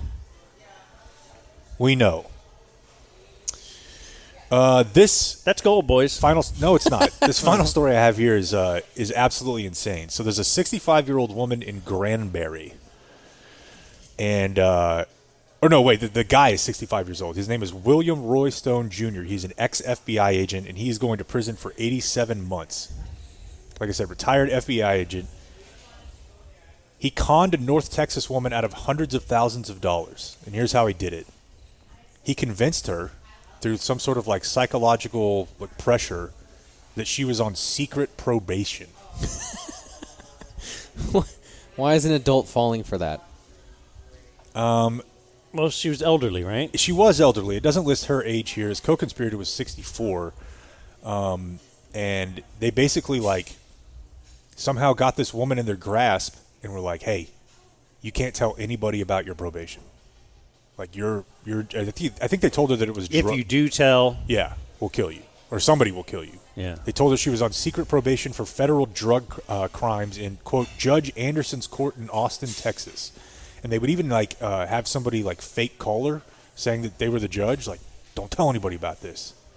Yeah. You got to keep paying. They took more than $700,000 from her. Wow. Over the course of 11 months. They told her that she was prohibited from disclosing her probation status to anyone and would risk imprisonment and loss of her children if she did not comply with the terms of the probation. Mm-hmm. Now, again, the guy who perpetrated this scheme is an actual ex-FBI agent. So maybe that means he knows what he's doing? Or it means he inspects female bodies. Jesus, dude. What? Just end it. I had a shirt. Do any more of this. I had the FBI shirt. It was great. We know you did. It was hilarious. Bought it with some fart spray. Say that's your news. Don't laugh at that. Everyone's laughing. That's the thing. That's the thing that you guys don't understand. Oh, yeah? Yeah. You're screaming at clouds. Yeah? Yeah. Because female body inspectors. Yeah, you're in funny? the ocean trying to stop the waves from coming in. It's just you can't. Jeez, man. You gotta lie back and enjoy it. Some of the terms they used here are hilarious. They conducted physical surveillance of her, of course. They monitored her cell phone communications, and they stated they had discussed the woman's probation with a psychiatrist and enlisted another person to impersonate the U.S. Drug Enforcement Agency's, quote, intelligence center, which feels very childish. Hey, I'm here with the intelligence center. Yeah. Do you ever get a call that says U.S. government? Yeah. As the ID? That's obviously some kind of a scam, right? Because I never answer it. I wouldn't answer if it wasn't a scam. But no one's calling you and it says U.S. government. Probably not, but... Or you get the emails, right? Oh, yeah. I think I'm talking to the government. Yeah. Hotmail will filter that right out. Yeah. All right, there's your news. Okay. The Dumb Zone News. He's trying to catch me when I'm not ready to. I like it. To hit I that. do too. Oh, wow. Okay, so we found something you guys think is good. Yeah. Calling a stewardess a Stewie is not Everybody's it. scheming against me here. Dude, if you could I'm see calling Blake Tim and I's Cato. text. Yeah. Tim Cato's going to write an again article with about these you apples. All right, well. See, it's weird. Now he's going to now he's going to be self-conscious. We shouldn't have said anything. I know. Why? Because you want me to keep eating the apples and bothering we you? want you to just live your life. The only reason I want to improve myself, and if you guys can help me do so, because I want to go out into society and have people think I'm normal. Okay, well, that's going to be a tough draw. First. I'm sorry about Jake. But second, you may notice that we'll be there a little bit earlier if you actually do change your ways. Okay. Guaranteed. I text Blake every day, and I'm like, what time are you going to be there? He doesn't have to know everything. Well, Blake wouldn't come over the other day. Dude, I'm sorry, Unrelated. bro. Unrelated. Are we No, doing? the other day when we were doing the early show, though, he said he was dropping off Brooks at 8:30. He goes, I'll be over at 9:30. He's like, oh, wait, that's too early. I'm like, you can come over. We can talk. We can do nothing. We don't have to talk. We'll just prep for the show. Like, he just didn't want to be over with me alone. Like, what were you worried about? Your personal safety? Where I'm going to come after you? I mean, I just felt you are looking great. I just do. And I am super horny. I feel like Blake and I both got a haircut. You get a haircut? I was wondering why you stopped me on the way to the bathroom and said you had to wash your hands first. Yeah. Gross. I saw Victoria today. Oh, yeah? Today? She said you've been trying to hit her up. Yeah, I was trying to get in last Saturday for a head shave and maybe a neck trim, and oh yeah, haven't been there in a while. You better take care of that before the Super Bowl, buddy. Yeah, I might try this Saturday. We got so I can have a nice shiny head for the big Super Bowl. things this weekend. All right, so we're gonna do some Today in History. But not my cat, because apparently that's guy's like, hey, bring your cat over, and I'm like, I'll bring my cat over. He's like, no, don't bring the cat over.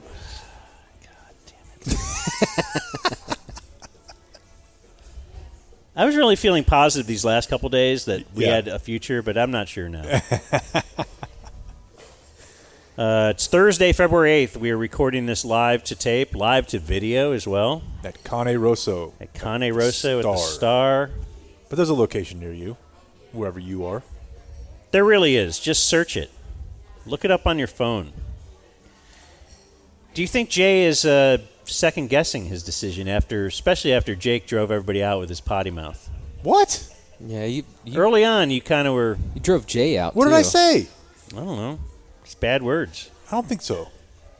On this day in 1936, the Eagles... We did hear from Twitter that the gallery did not like the Greggo advice about prostitutes. Like, that was offensive? Yeah. Well, you get what you pay for with us. This day in 1936, the first ever NFL draft pick was Heisman Trophy winner Jay Berwanger. The Eagles, they eventually would trade his rights to the Bears, and Berwanger never played pro football. Bust? The first draft bust was the first draft pick. How about that? On this day in 1963, Lamar Hunt. You don't have to do it for them. Oh. So. Who owned the AFL franchise in Dallas, Texas, moved to Kansas City, naming the new team the Chiefs, because Dallas was going to get an NFL franchise, the Cowboys, and so he thought, well, instead of trying to compete, let's just get out of here. And on this day in 1994, Jack Nicholson used a golf club to attack a car. What? Not Jack Nicklaus. I know. Which would be too cliche. Yeah. I've never heard of this story. Yeah. I mean, I know he's wheels off. It was like a tabloid story of the day, probably. I can't believe he's still alive. Yeah, you seen him? I once tried to get a liner from him in a Lakers game or maybe an All-Star game. No chance. He pretended that he like pointed at his throat and said, like, pretended he had laryngitis or can't talk. That's funny. It's a good move. But I got that close to him. That's pretty sweet. No? For sure, man. Thanks. Birthdays today. Leighton Vander Esch is 28. Leighton Vander Esch. Kim Spin. Leighton Vander Esch. What? We doing it today? I mean, we've done it many days. His dad supposedly accidentally killed his first wife in a hunting accident. So not Leighton's mom? No.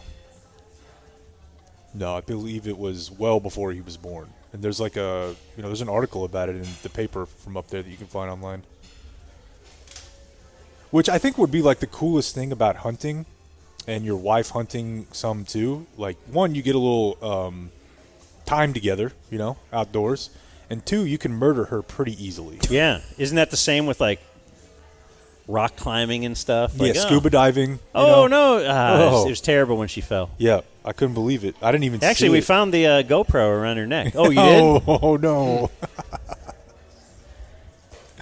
Yeah, you never jumped in and asked him about that when he was on our show back at the... Neither did you.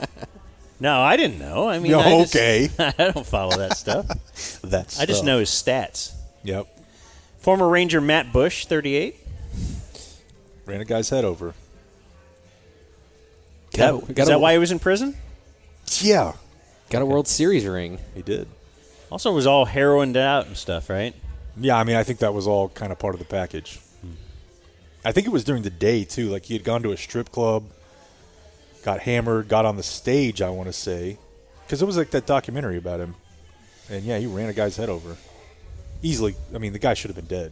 There's like a 5% chance of survival. Oh, the guy didn't die. He did not die. Okay. Well, he's got a great story then. For buddies? Kind of a... He also probably got a significant amount of money. Yeah. He's probably like wearing a bib and somebody's feeding him. So is it worth it? Would you like that life if you could have all that money? I would not. Julio Jones is 35. Not Julius Jones. If you may remember my fantasy league, the Landry Cup's #1 overall draft pick in 2005. But looking it up this morning, so his 2004 rookie season, he played only 8 games. To be clear, it's not Julius Jones' birthday. No, I know. Yeah. But in that 04 season, 8 games, 819 yards rushing, 7 touchdowns. You project that out. Let's project that out. Yeah. And we have a #1 overall draft pick in fantasy football. Sure. So you can't really blame him. How'd he do? I think he had less yards the next year with 16 games. Yeah. So I don't know if that's better or not. Klay Thompson is 34. 33 points in a quarter. Do they regret giving him the big contract a couple years ago? Like, they kind of knew he's nowhere near what he was. And it's kind of like they were doling out thank you cards. Maybe, but you know how that works with teams like that is that they're so far over the cap. Like, if he goes, you can't replace him with anything. You have no money. So it's either keep him at this stupid rate and let Joe Lacob pay the tax or replace him with a rookie. And then also their rookies have ended up being disasters. You're possibly affecting the rest of the guys then mentally, his good buddies. Because he kind of sucks, right? He's not having a good year, which means I'm surprised he hasn't ended up a Maverick. Joe Madden is 70. Not a fan. I'll mention this just for you. Big Show, 52. Do you know who that is? It's a big show. Did you watch wrestling? Here and there. Not everyone. Don't treat everyone who watched wrestling like that. It was fun. Yeah, it seems great. Nick Nolte is 80. Boy, you want a racist movie? Bad News Bears? No. 48 Hours. Oh, yeah. I think he would call... I don't know what... I just remember he called Eddie Murphy Watermelon. Whoa. Eddie Murphy was like a prisoner who he got from out of prison for like a week or something to help him catch some criminal. And it's a... just going back, I had a recent rewatch. I was like, whoa. Like, Blazing Saddles is actually about anti-racism. Right. It's like a clearly anti-racist movie, but the N-word is in it, so it's like we can't show that. But 48 Hours, let's have a marathon. Let's show it over and over, which I think they do every Thanksgiving. Creed Bratton is 81 from The Office. What's his real name? Creed Bratton. Oh, okay. That's their bit. Is their first names are the same. Oh, okay. Oh, all of the... Yeah, Angela Martin is Angela Kinsey. Huh. Phyllis is Phyllis. Oscar is Oscar. Brian's Brian. Wait, no, indeed. I Kevin agree is with Brian. So that's not right. But a couple of them are. You agree with me? Yeah, I was going to agree with Jake Yeah, there. thank you. I agree with that. I second it. Mary Steenburgen. Oh, my God. Kempspin. The things I would do. 71. Kempspin. Mm-hmm. This is one of my favorite Kempspins. Just what, I'm being awesome? No, I'm with you guys, but there is a funny note that Jake has told us in the past about her. And it's quite funny to me. I can't, off the top of my head, pull it. She went under during surgery and woke up. Yeah. That's not really a spin, but yeah. She woke up and thought she was, like, musically gifted, right? Yes. And she was like, she woke up, like, mid-anesthesia and was like, I am now a classically trained musician. And started playing music. And she actually was good? She can play, right? I don't know how good she is, but I mean, she, like, did not play before, if I recall correctly. Okay. It's a good note. Yeah. It was something like, too, where she was like, had some sort of weird, like, I feel music now. Let me see if I can give you any more details on this. Like, do you think there's a way they could go in your brain and just hit one thing and all of a sudden you could do music? In 2007, Steenburgen underwent minor surgery on her arm, which required a general anesthetic. Shortly thereafter, she began experiencing, quote, music playing in her head day and night. She subsequently took music lessons so that she could write down what she was hearing, and by 2013 had almost 50 songwriting credits. Wow. It's like she just woke up and was like, I can't stop hearing music in my head. So I need to figure out how to transcribe this. That sounds really cool. It's like the John Travolta movie, right? I don't know what that is. Oh, really? I don't know what it is. Well, you've heard stories about that, like, that I never believed, but as a kid, I was like, maybe. It sounds like Amnesia, like, just as unbelievable as that. Like, you know, like the stories you would hear, much like I heard his dad had to register his arms as lethal weapons, or deadly weapons. Like that, somebody gets struck by lightning and then they know Chinese.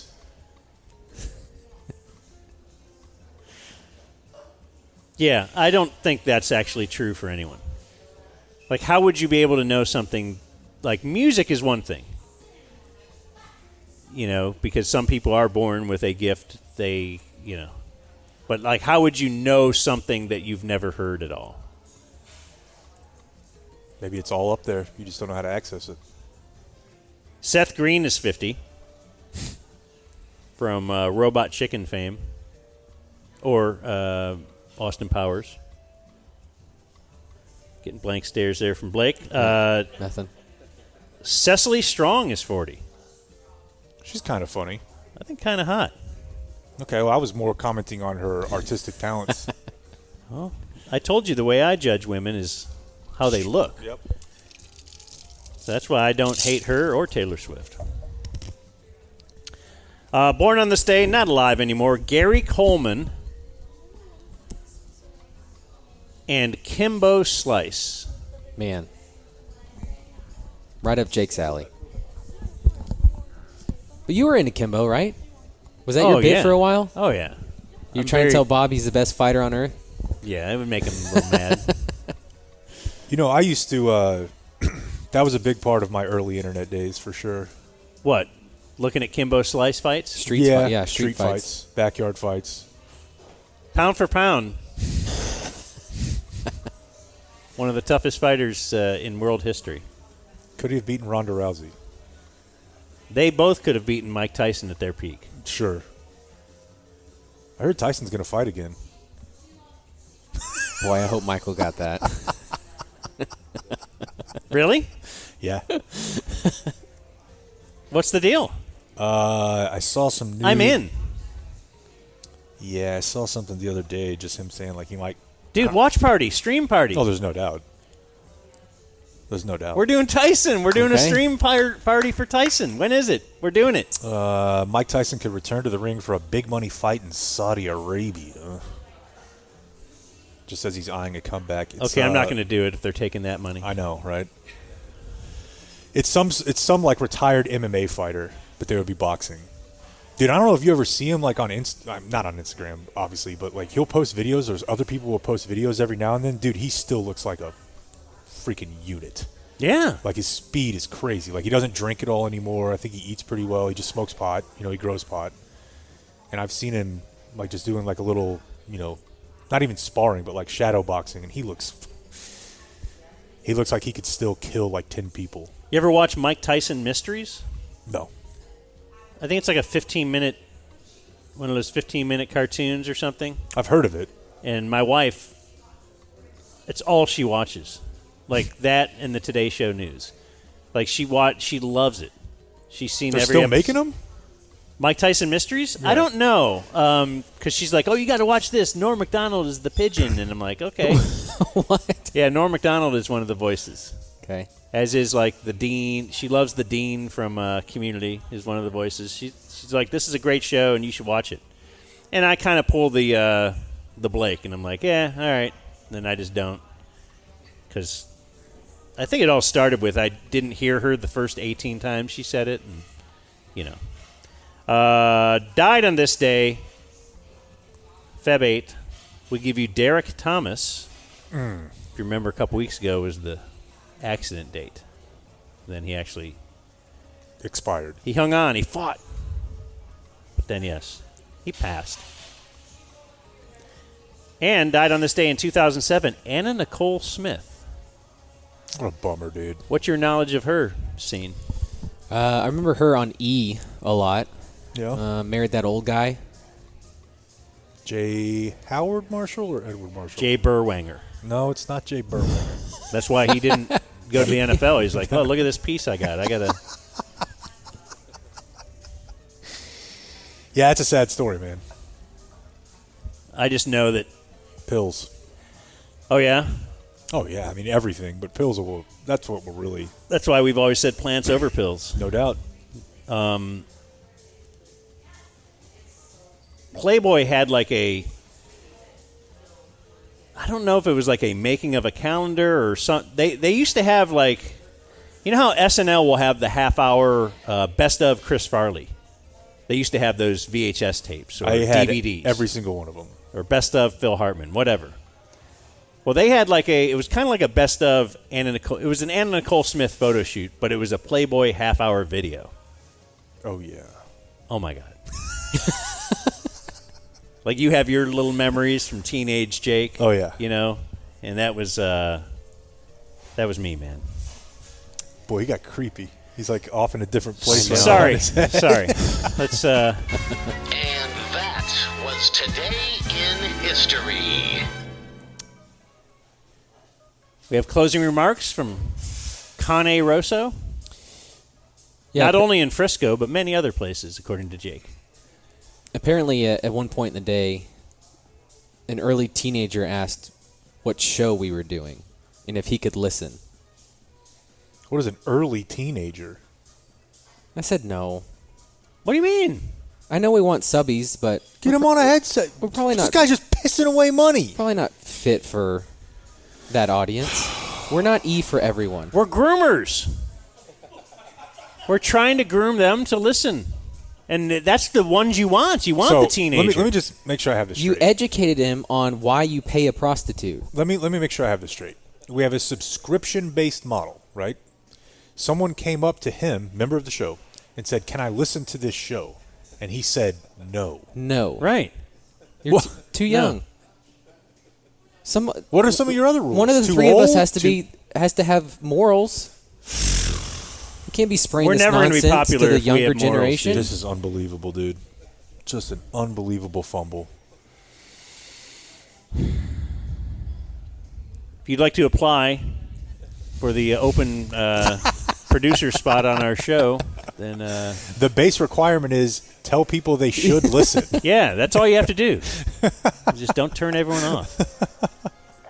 Adios, mofo. Lego. Hey, I'm really proud of y'all. Montgomery Brawl. Bitch. Not one but them all. Montgomery Brawl. Shout out bro that can swim. Montgomery Brawl. Salute shit, really all of them. Montgomery Brawl. Shout out Unc with the chair. Montgomery Brawl. Everybody that was there. Montgomery Brawl. Threw the hat off at the start. Montgomery Brawl. Man, shout out to the girl. Montgomery Brawl. Hey, now y'all done started some shit, so we gon' finish y'all it. Did. And this time, everybody about to witness it. Y'all. Bro told them to move, just doing this job. But y'all wanted to jump him, so now we got a prize. Let's get it. All right, bet. Let me tell y'all what really happened. Heard they was jumping on my cousin. Let me off, Captain. Cuz came out the water like, let's get it cracking. Unc came with the chair like I got some action. Cuz came no shirt like I got Sebastian. I got him. Even the women getting hit like, damn, what happened? Hey, this shit was kind of lit like, damn, it's cracking. I even seen a rock bottom like, damn, this wrestling. Seen a couple of them boys go night-night. And we got the first black man to swim to a fight. Salute. If you mad at this song, don't mention me. Don't do it. That chair going down in history. Hey, I'm really proud of y'all. Montgomery Brawl. Bitch. Not one but them all. Montgomery Brawl. Shout out bro that can swim. Montgomery Brawl. Salute shit, really all of them. Montgomery Brawl. Shout out Unc with the chair. Montgomery Brawl. Everybody that was there. Montgomery Brawl. Threw the hat off at the start. Montgomery Brawl. Man, shout out to the girl. Montgomery Brawl. Yeah, this a real good moment in history right now. Let us all smile. Salute.